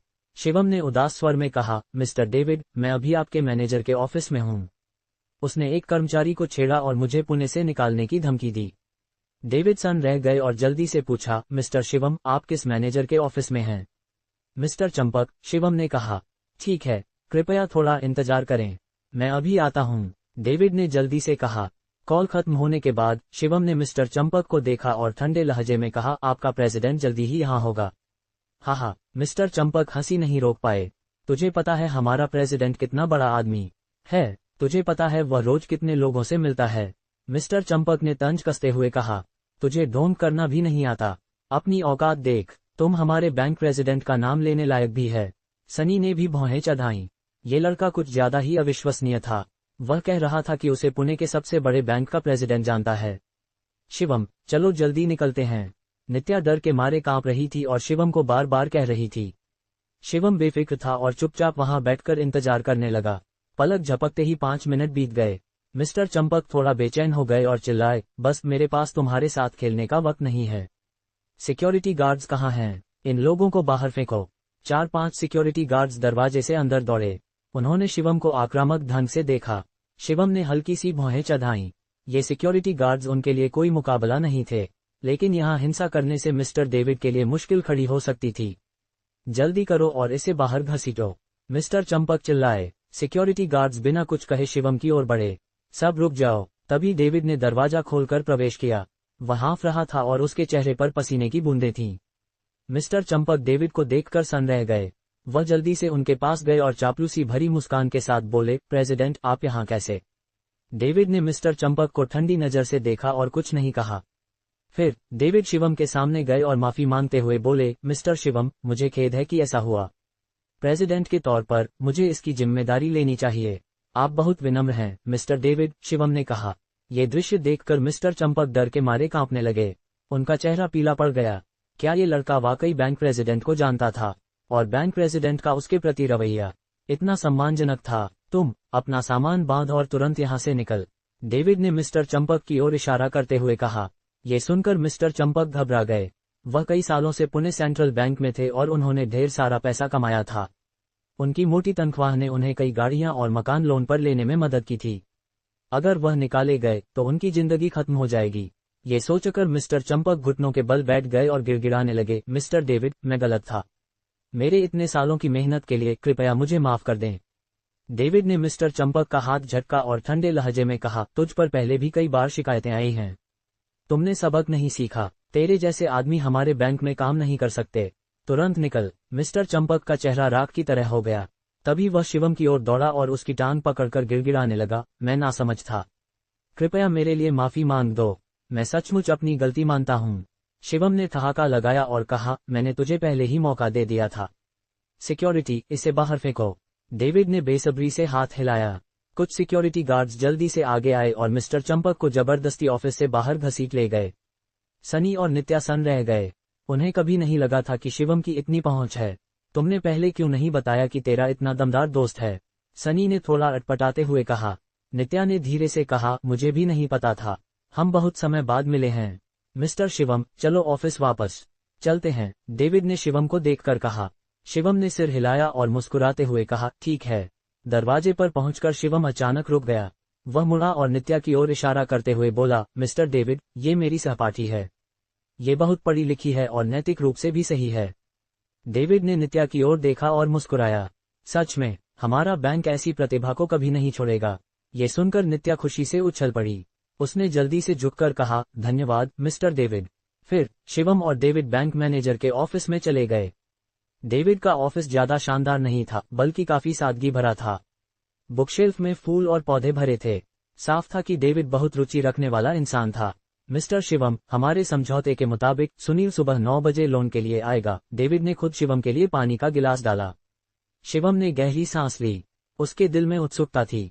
शिवम वाकई जानना चाहता था कि ये आदमी, जो खुद को बहुत बड़ा समझता था, उसके पैरों तले कुचला जाने पर कैसा महसूस करेगा। मिस्टर शिवम, क्या मैं पूछ सकता हूं कि आपका मिस मोनिका के साथ क्या रिश्ता है? डेविड ने अचानक टटोलते हुए पूछा। मोनिका का जिक्र सुनते ही शिवम का चेहरा हल्का सा लाल हो गया और उसके होठों पर मुस्कान आ गई। मैं ये नहीं बता सकता, शिवम ने सिर हिलाकर कहा।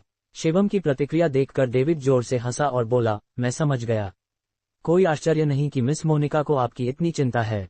ये कहते हुए डेविड पास आए और धीरे से बोले, मिस मोनिका ने मुझे कल रात कॉल किया था। शिवम सन रह गया और जल्दी से पूछा, उसने आपको कॉल किया? क्या कहा? डेविड ने चाय का घूंट लिया और मुस्कुराते हुए कहा, उसने आपके इलाज की स्थिति के बारे में पूछा और मुझे कुछ निर्देश भी दिए।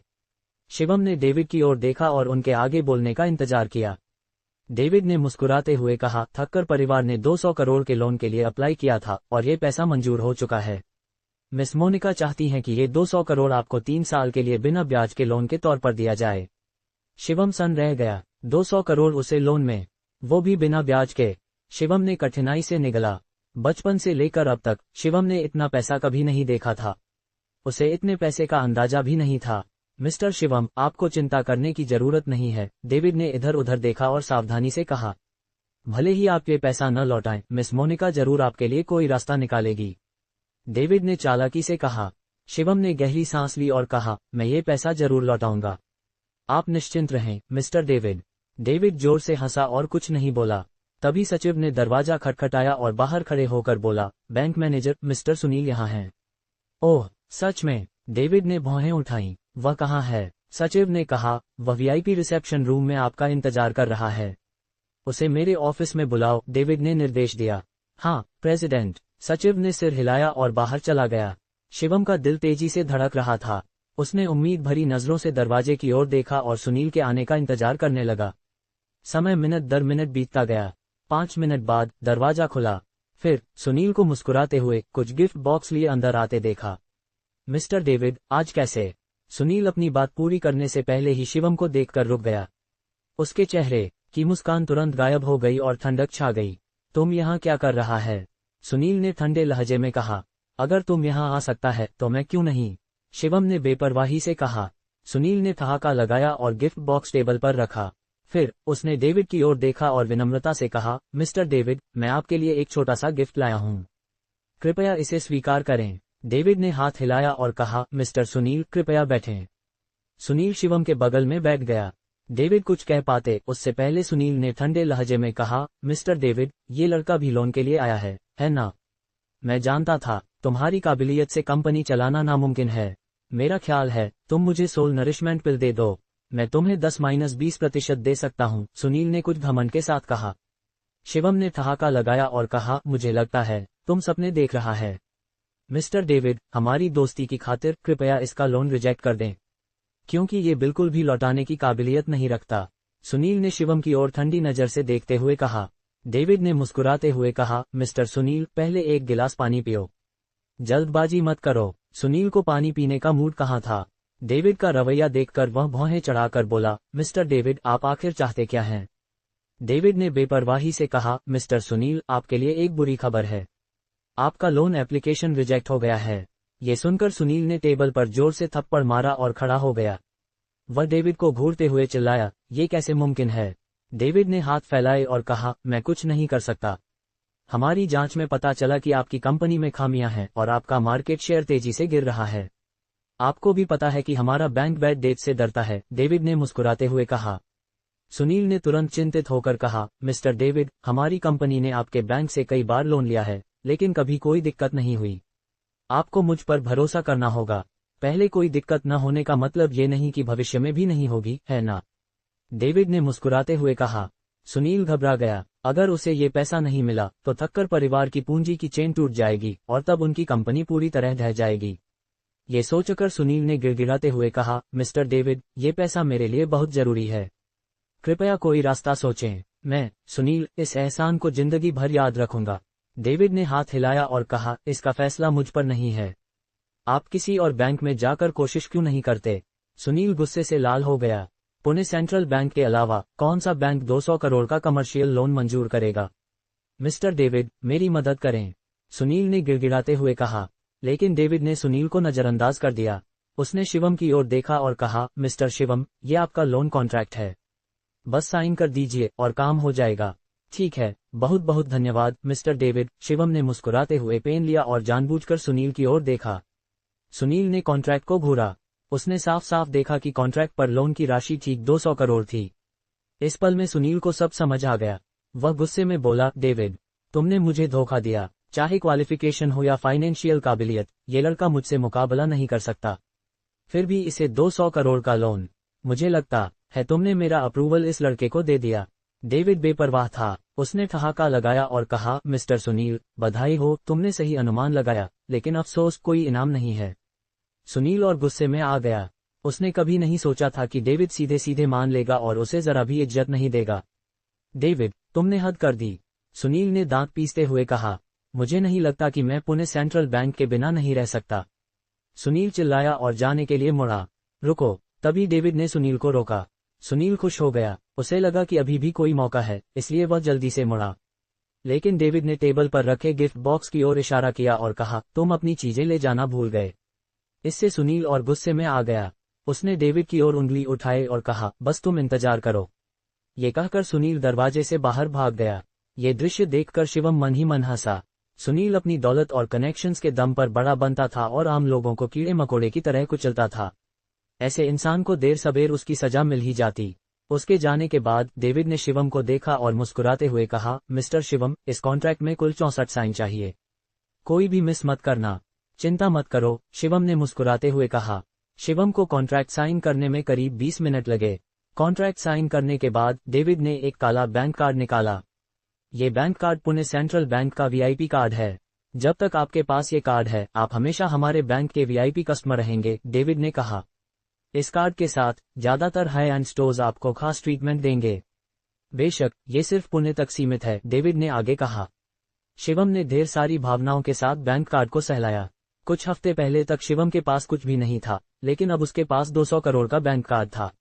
ऐसा भारी बदलाव उसे सपने जैसा लग रहा था। मिस्टर डेविड, अगर कुछ और नहीं है तो मैं चलता हूँ, शिवम खड़ा हुआ और बोला।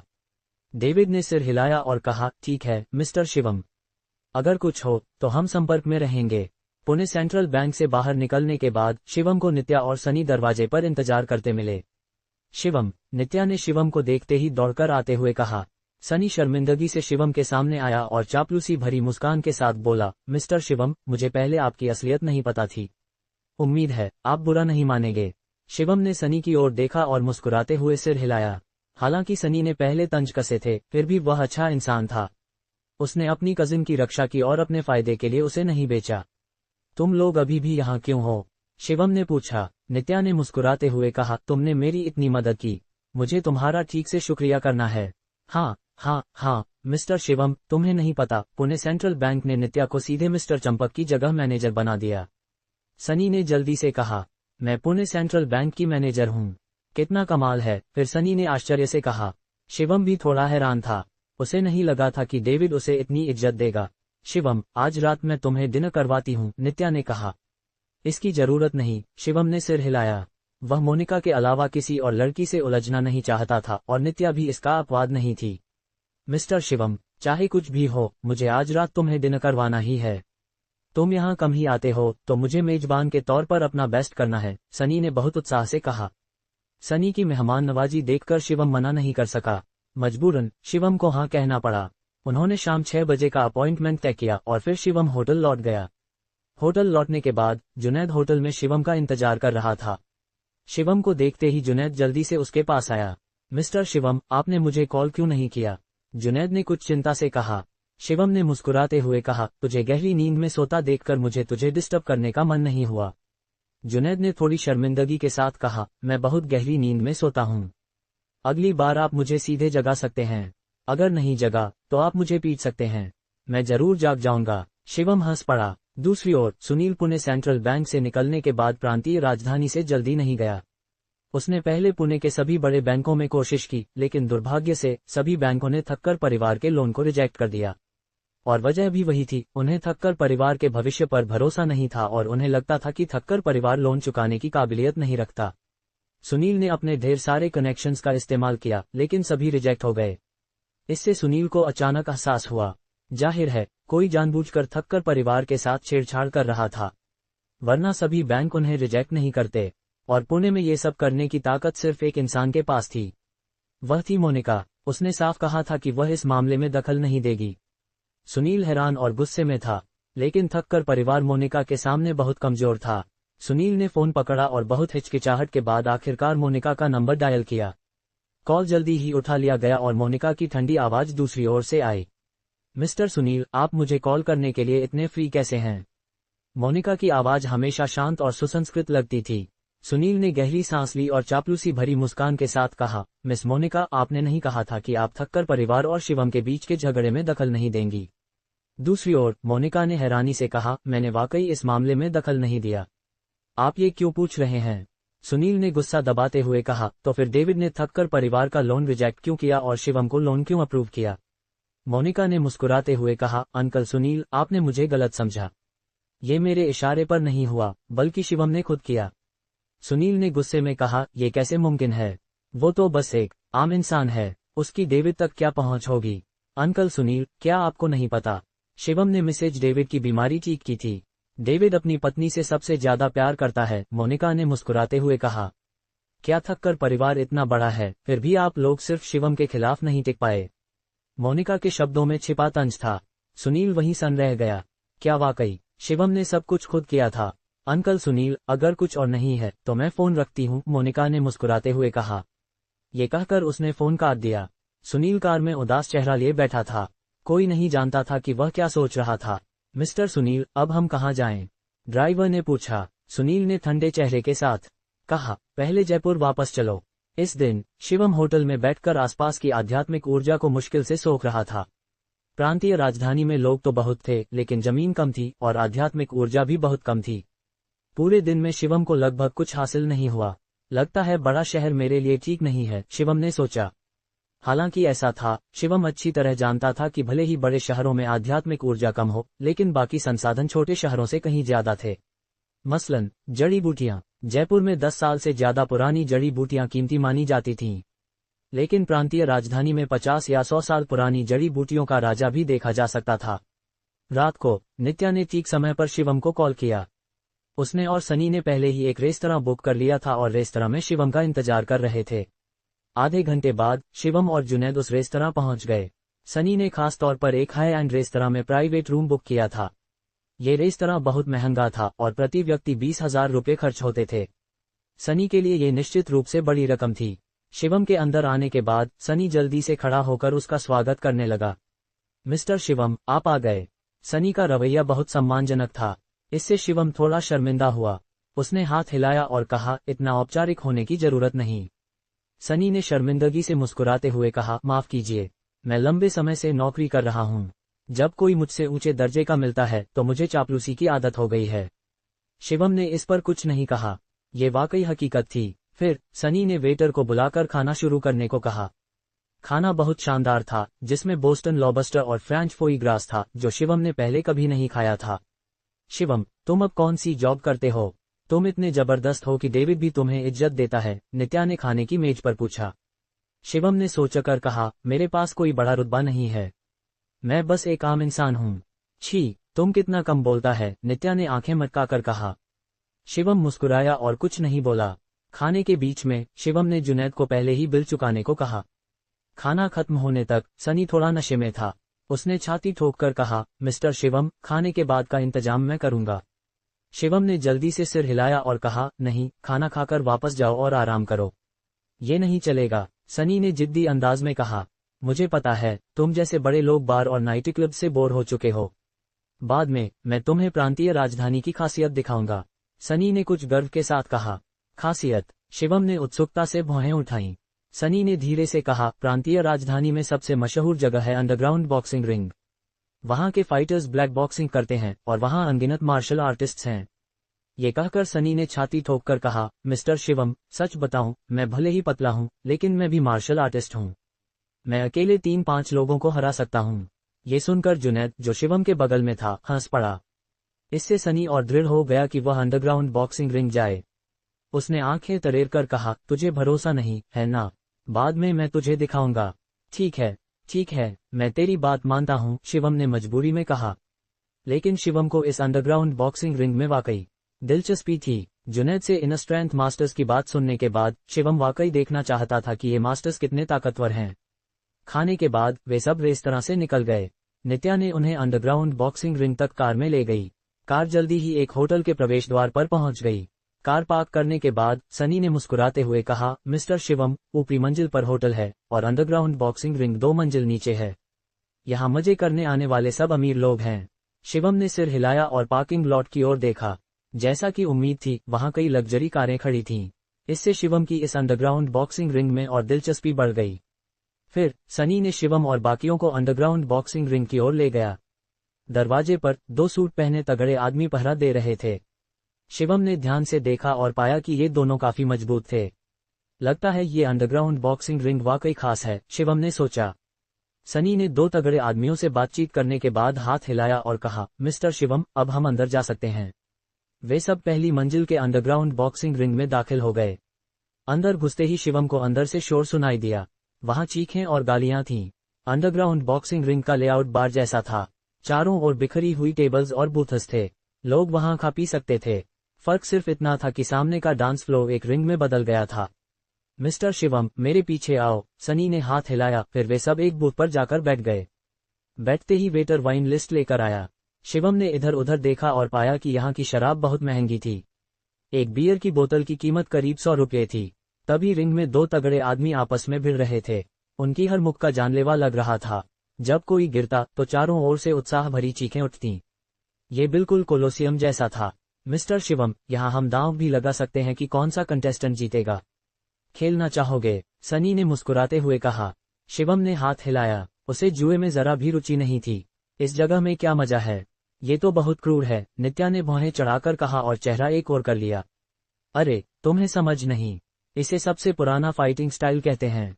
सबसे पुरानी हिंसा, सनी ने उत्साह से कहा। उसने रिंग में हो रही फाइट की ओर देखा और हाथ हिलाए। दुर्भाग्य से सनी जाहिर तौर पर एक शौकिया था। अरे, ये सनी नहीं है। तभी एक बड़े घुंघराले बालों वाली छोटी स्कर्ट पहने औरत अचानक उनके पास आए। वह सीधे सनी के पास गई और तंज भरे चेहरे के साथ बोली, सनी, तुझे लगता है तुम इस तरह की जगह में मजे करने लायक है? इस औरत को देखते ही सनी का चेहरा तुरंत खराब हो गया। ठंडे चेहरे के साथ उसने कहा, इसका तुझसे कोई लेना देना नहीं। उत्तेजक कपड़े पहने लड़की लीना ने ठहाका लगाया और नित्या की ओर देखा। उसने तंज कसते हुए कहा, ये तेरी नई गर्लफ्रेंड है क्या? तेरा टेस्ट बदल गया, अब तुझे शरीफ लड़कियां पसंद हैं। शरीफ? साफ जाहिर है कि ये बस दिखावा कर रही है। कौन जाने असल में इसने कितने मर्दों के साथ।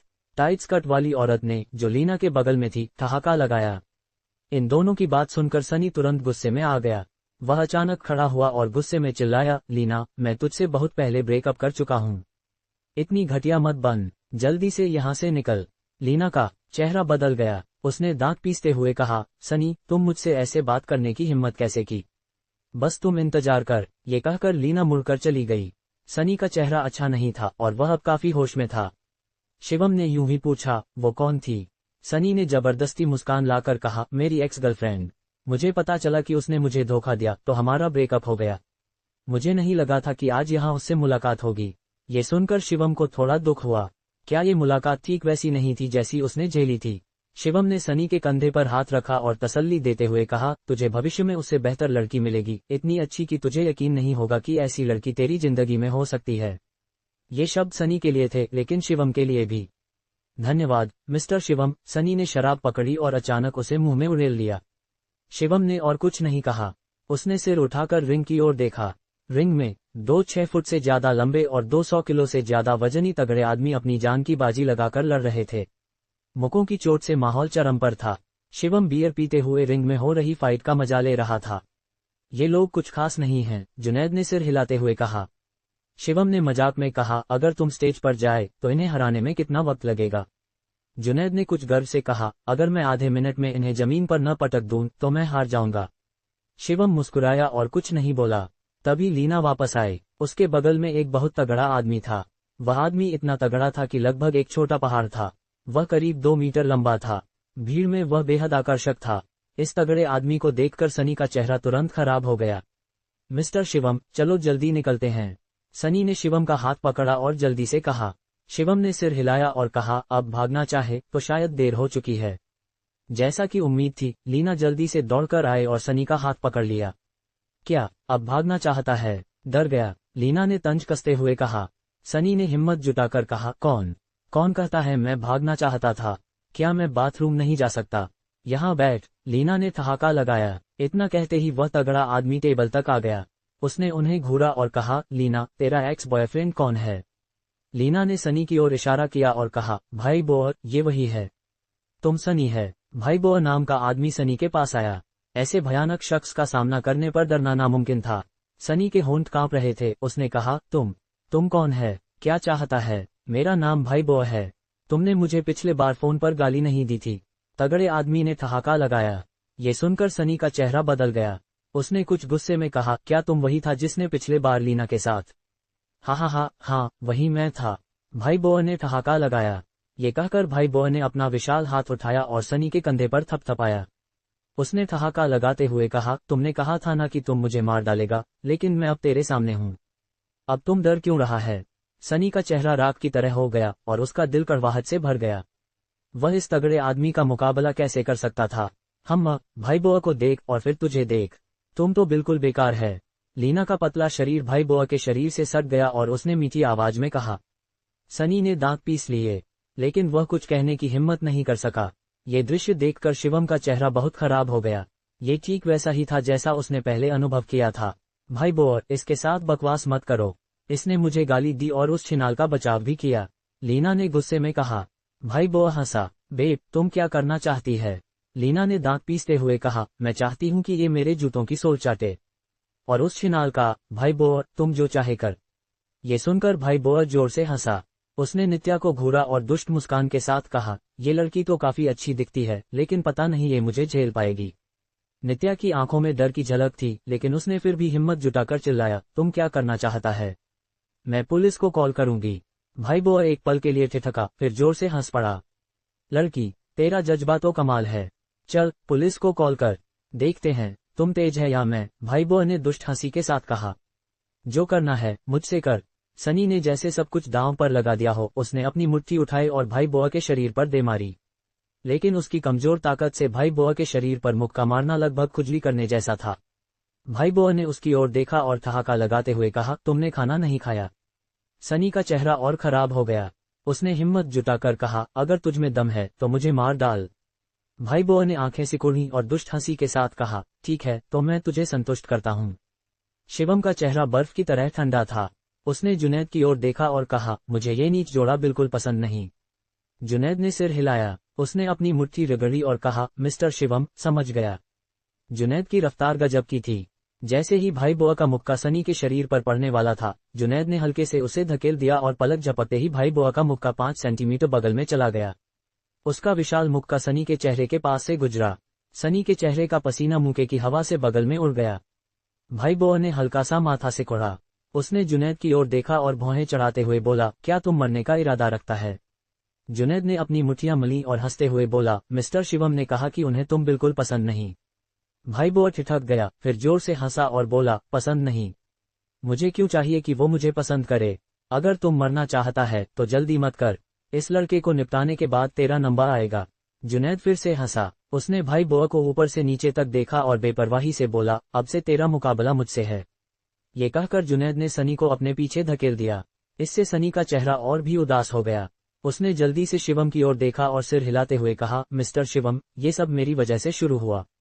आप अपने दोस्त को मेरी वजह से चोट नहीं लगने दे सकते। चिंता मत कर, शिवम ने मुस्कुराते हुए कहा। जुनैद का उसे निपटाना चींटी को कुचलने जैसा है, शिवम ने हल्की सी मुस्कान के साथ कहा। सनी को शिवम की बातों पर कैसे यकीन होता। भाई बोआ लगभग 2 मीटर लंबा था और उसका शरीर एक छोटे पहाड़ जैसा था। वहीं सनी बेहद पतला और कमजोर दिखता था, जैसे हवा का एक झोंका भी उसे उड़ा दे। दोनों के शरीर के आकार में बहुत बड़ा अंतर था। सनी और भी बेचैन हो गया। उसने गुहार लगाई, मिस्टर शिवम, आपकी दयालुता के लिए धन्यवाद, लेकिन मैं, सनी, किसी और को अपनी वजह से मुसीबत में नहीं पड़ने दे सकता। ये कहकर सनी ने चिल्लाया, भाई बोआ, ये सब मेरी वजह से शुरू हुआ। अगर हिम्मत है तो मुझ पर आ। भाई बोआ ने अपनी नाक खुजलाते हुए हंसा और बोला, क्या तुम सब इतनी जल्दी मरना चाहते हो? लेकिन अफसोस, अब मैंने अपना इरादा बदल लिया। उसने जुनैद की ओर देखा और ठंडे लहजे में बोला, इस लड़के ने मेरी बेइज्जती की। मैंने फैसला किया है कि पहले इसके हड्डियां तोड़ूंगा। साले, भाई बोआ, अगर हिम्मत है तो मुझ पर आ, कमीने। सनी ने सीधे गाली दी। भाई बोआ का चेहरा और सख्त हो गया। उसका सब्र भी धीरे धीरे खत्म हो रहा था। ठीक है, तो पहले तुझे कुचल देता हूँ। भाई बोआ ने सनी को ठंडी नजरों से देखा। अगले ही पल उसने अपना मुक्का लहराया और सनी की ओर बढ़ाया। सनी ने अपनी आंखें बंद कर लीं। इस बार उसके चेहरे पर डर नहीं था, जैसे वो इंतजार कर रहा हो। लेकिन कई सेकंड बीतने के बाद भी भाई बोआ का मुक्का उसके शरीर पर नहीं पड़ा। सनी ने हल्का सा माथा सिकोड़ा। उसने शक के साथ आंखें खोली और देखा कि भाई बोआ का मुक्का जुनैद के हाथ में कसकर जकड़ा हुआ था। मैंने कहा, तेरा मुकाबला मुझसे है।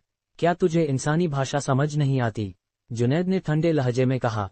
भाई बोआ ने पूरी ताकत से छटपटाया, लेकिन उसे लगा कि वो छूट नहीं सकता। इससे भाई बोआ हैरान भी हुआ और गुस्से में भी। उसने दहाड़ते हुए कहा, तुम मरने की चाहत रखता है? ये कहकर उसने अपनी दूसरी मुट्ठी बंद की और जुनैद की ओर जोर से मारी। लेकिन अफसोस, इस मौके को भी जुनैद ने आसानी से पकड़ लिया। बस इतना ही दम है तुझमें? जुनैद का लहजा कुछ मजाक उड़ाने वाला था। आसपास के लोग भी हैरान रह गए। ये पतला दुबला सा आदमी इतनी ताकत रखता था। उसने भाई बोआ के मुंह को इतनी आसानी से पकड़ लिया। जुनैद, अब खेलना बंद कर, इस वक्त शिवम ने माथा सिकोड़ते हुए चिल्लाया। जी, मिस्टर शिवम। जुनैद ने सिर हिलाया। जैसे ही उसने बात खत्म की, उसका शरीर हवा में उछला और उसने भाई बोआ के सिर पर एक लात मारी। लात पड़ते ही जुनैद पलटा और चल दिया। भाई बोआ का विशाल शरीर 1 सेकंड से भी कम समय तक स्थिर रहा, फिर उसका पूरा शरीर एक छोटे पहाड़ की तरह ढह गया।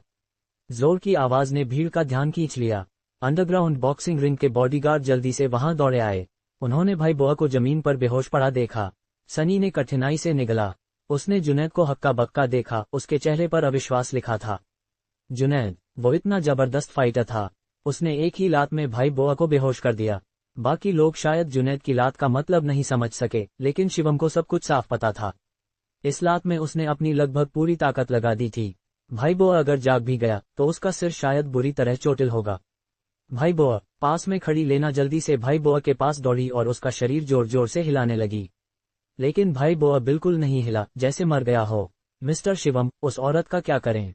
इस वक्त जुनैद शिवम के पास आया और पूछा। शिवम ने उसकी ओर देखा और बोला, सनी से पूछ। जुनैद ने तुरंत सनी की ओर देखा। सनी का मन मिला जुला था। उसे लेना से बहुत नफरत थी, लेकिन इस पल उसका दिल पिघल गया। छोड़ो, सनी ने सिर हिलाया। आखिरकार हम कभी प्यार में थे। रहने दो। इससे शिवम को एक आह निकली। सनी, अच्छे से सोच लो, अगर तुम उसे छोड़ भी दो तो वो शायद तुम्हारी आभारी नहीं होगी। शिवम ने उसे चेतावनी दी। सनी ने जबरदस्ती मुस्कुराया और बोला, मिस्टर शिवम, आपके दोस्त की मदद के लिए मैं बहुत आभारी हूँ, लेकिन इस मामले को यहीं छोड़ दो। शिवम ने और कुछ नहीं कहा। दयालु लोग अक्सर नर्म दिल के होते हैं और नर्म दिल वाले लोग धोखा खाते हैं।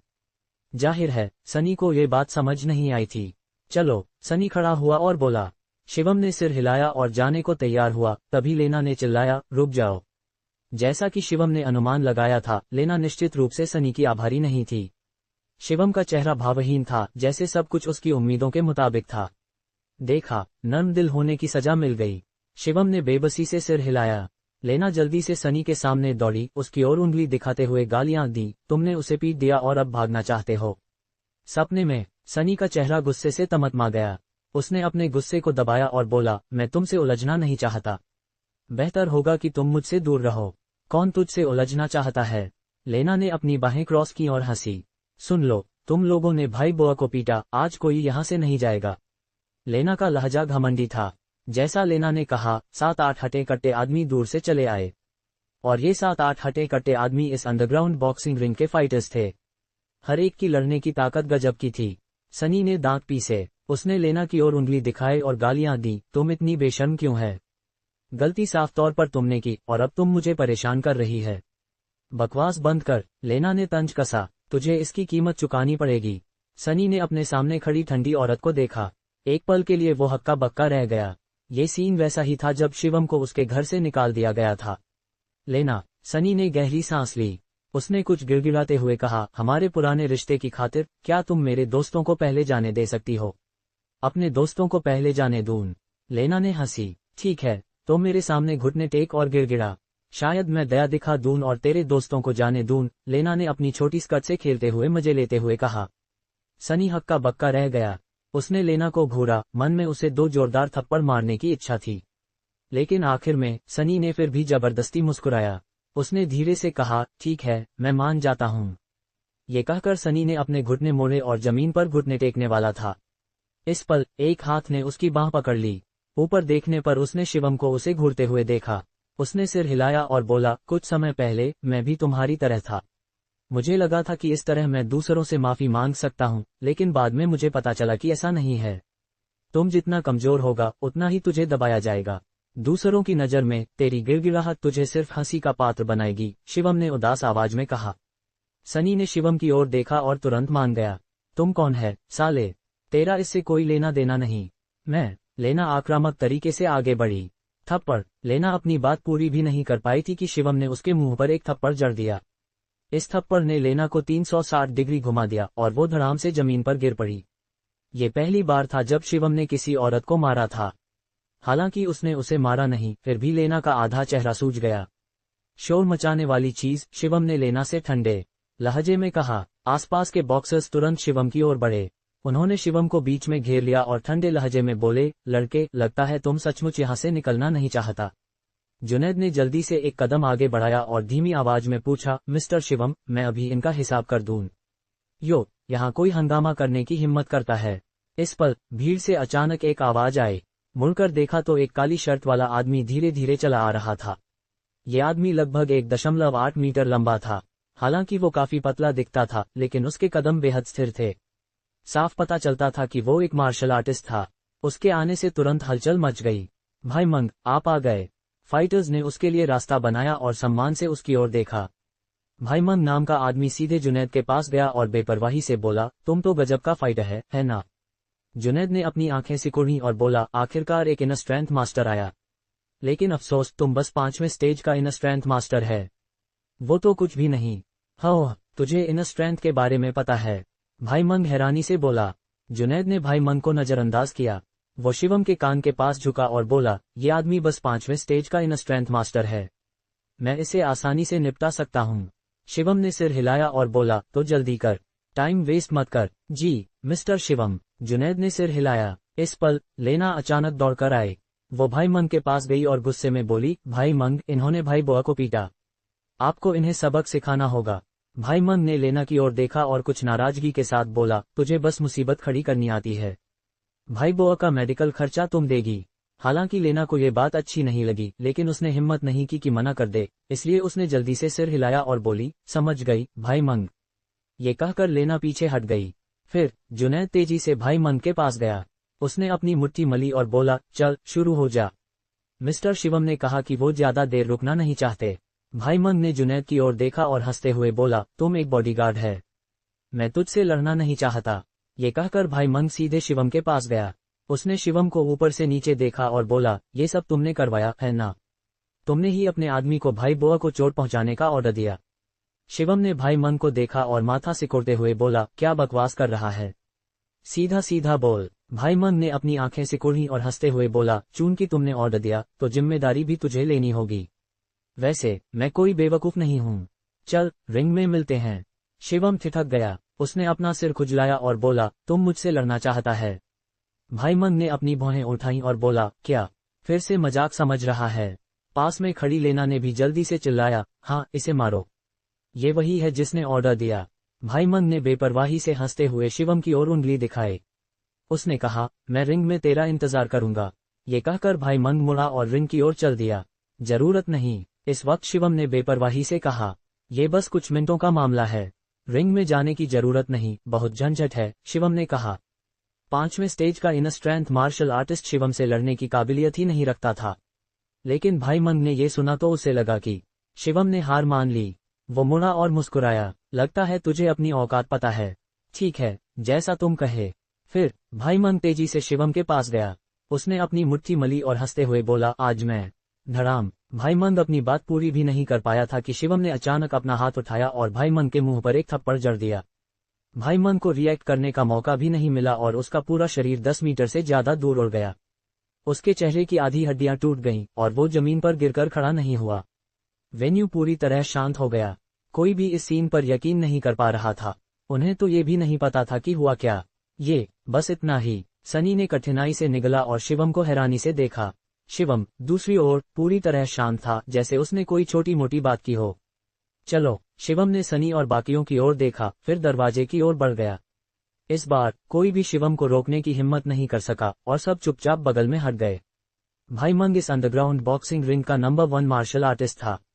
शिवम के सामने उसे लड़ने का मौका भी नहीं मिला, तो भला कौन उसे रोकने की हिम्मत करता। वे कुछ लोग अंडरग्राउंड बॉक्सिंग रिंग से बाहर निकल गए। उनके जाने के बाद सनी ने उत्साह से कहा, मिस्टर शिवम, मुझे नहीं पता था कि आप इतने जबरदस्त हैं।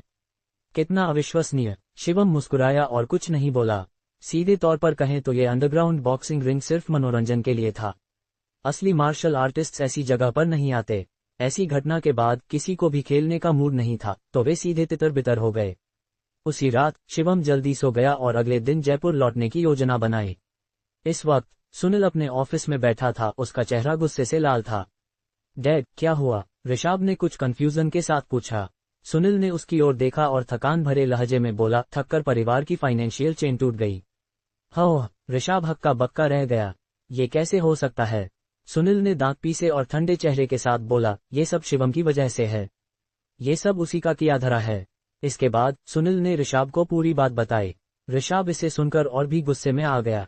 वो हमेशा से घमंडी और दबंग था, जो आम लोगों को चींटी की तरह समझता था। अब उसकी जिंदगी को एक चींटी ने बर्बाद कर दिया था। ऋषभ को गुस्सा क्यों ना आए? ये जरूर मोनिका का किया हुआ है, ऋषभ ने दांत पीसते हुए कहा। सुनील को ये बात अच्छे से पता थी। मोनिका की मदद के बिना कोई इतनी तेजी से तरक्की नहीं कर सकता। लेकिन थककर परिवार क्या कर सकता था? अगर मेरे पास कोई और रास्ता नहीं बचा तो मुझे सुलह के लिए कहना पड़ेगा। सुनील ने गहरी सांस ली और कुछ अनिच्छा से कहा, सुलह? साले, सुलह को भूल जा, ऋषभ ने गुस्से में कहा। अगर मेरी चले तो मैं मोनिका को बांधकर सबक सिखाऊंगा, वरना वो खुद को बहुत बड़ा समझती रहेगी, ऋषभ ने कुछ जहर के साथ कहा। ये सुनकर सुनील ने जल्दी से हाथ हिलाया और बोला, चुप कर ऋषभ, मैं तुझे चेतावनी देता हूँ, फिर कभी ऐसा मत बोलना, वरना ये हमारे परिवार के लिए आफत लाएगा। सुनील ने बेसब्री से कहा, लेकिन अफसोस ऋषभ ने उसकी एक भी बात नहीं सुनी। उसका दिमाग तेजी से चल रहा था और कोई नहीं जानता था कि वो क्या सोच रहा था। डैड, अगर तुम शिवम और मोनिका के पास जाकर गिड़गिड़ाओगे तो क्या वो तुम्हें छोड़ देंगे? ऋषभ ने ठंडे लहजे में तंज कसा। सुनील ने आह भरी। उसने अपनी माथे रगड़ा और बोला, मुझे बस मिस्टर दास से इसे ठीक करने को कहना होगा। मिस्टर दास आखिरकार मिलिट्री डिस्ट्रिक्ट का एक हाई रैंकिंग ऑफिसर था और उसका राठौर परिवार से दोस्ताना रिश्ता था। अगर मिस्टर दास आगे आए तो अभी भी सुधार की गुंजाइश थी। इस वक्त सुनील का बदला लेने का बिल्कुल मूड नहीं था। वो बस थककर परिवार को बचाने की सोच रहा था। पास में खड़ा ऋषभ ठंडे लहजे में हंसा और बिना कुछ कहे बाहर निकल गया।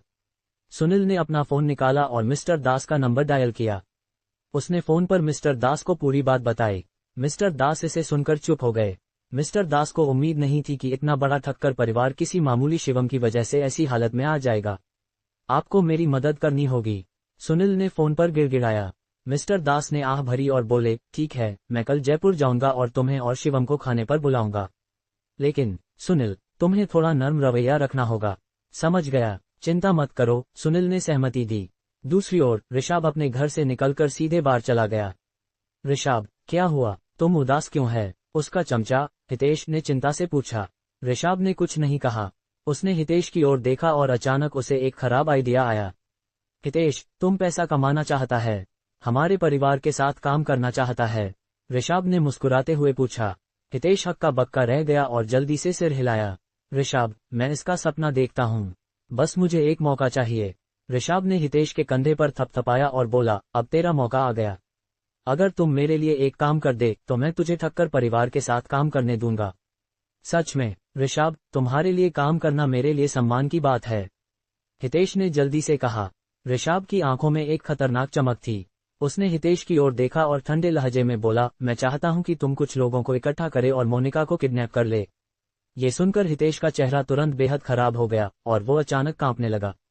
ऋषभ, मजाक मत कर, मोनिका राठौर परिवार की पोती है, हितेश ने डरते हुए कहा। ऋषभ ने ठंडे चेहरे के साथ कहा, डर किस बात का? हम उसे चोट नहीं पहुंचाएंगे, बस उसे डराएंगे। कुछ भरोसेमंद लोग ढूंढो और उसे कुछ दिनों के लिए कैद करो, फिर छोड़ देना। क्या हो सकता है? वैसे भी मेरे और तेरे अलावा कोई नहीं जानता। हम इसे पूरी तरह गुप्त रख सकते हैं। दोस्तों, ये एपिसोड यहीं तक था। अगर आपको ये कहानी पसंद आई तो कृपया कमेंट में जरूर बताएं ताकि हमें प्रेरणा मिले और हम अगला एपिसोड जल्दी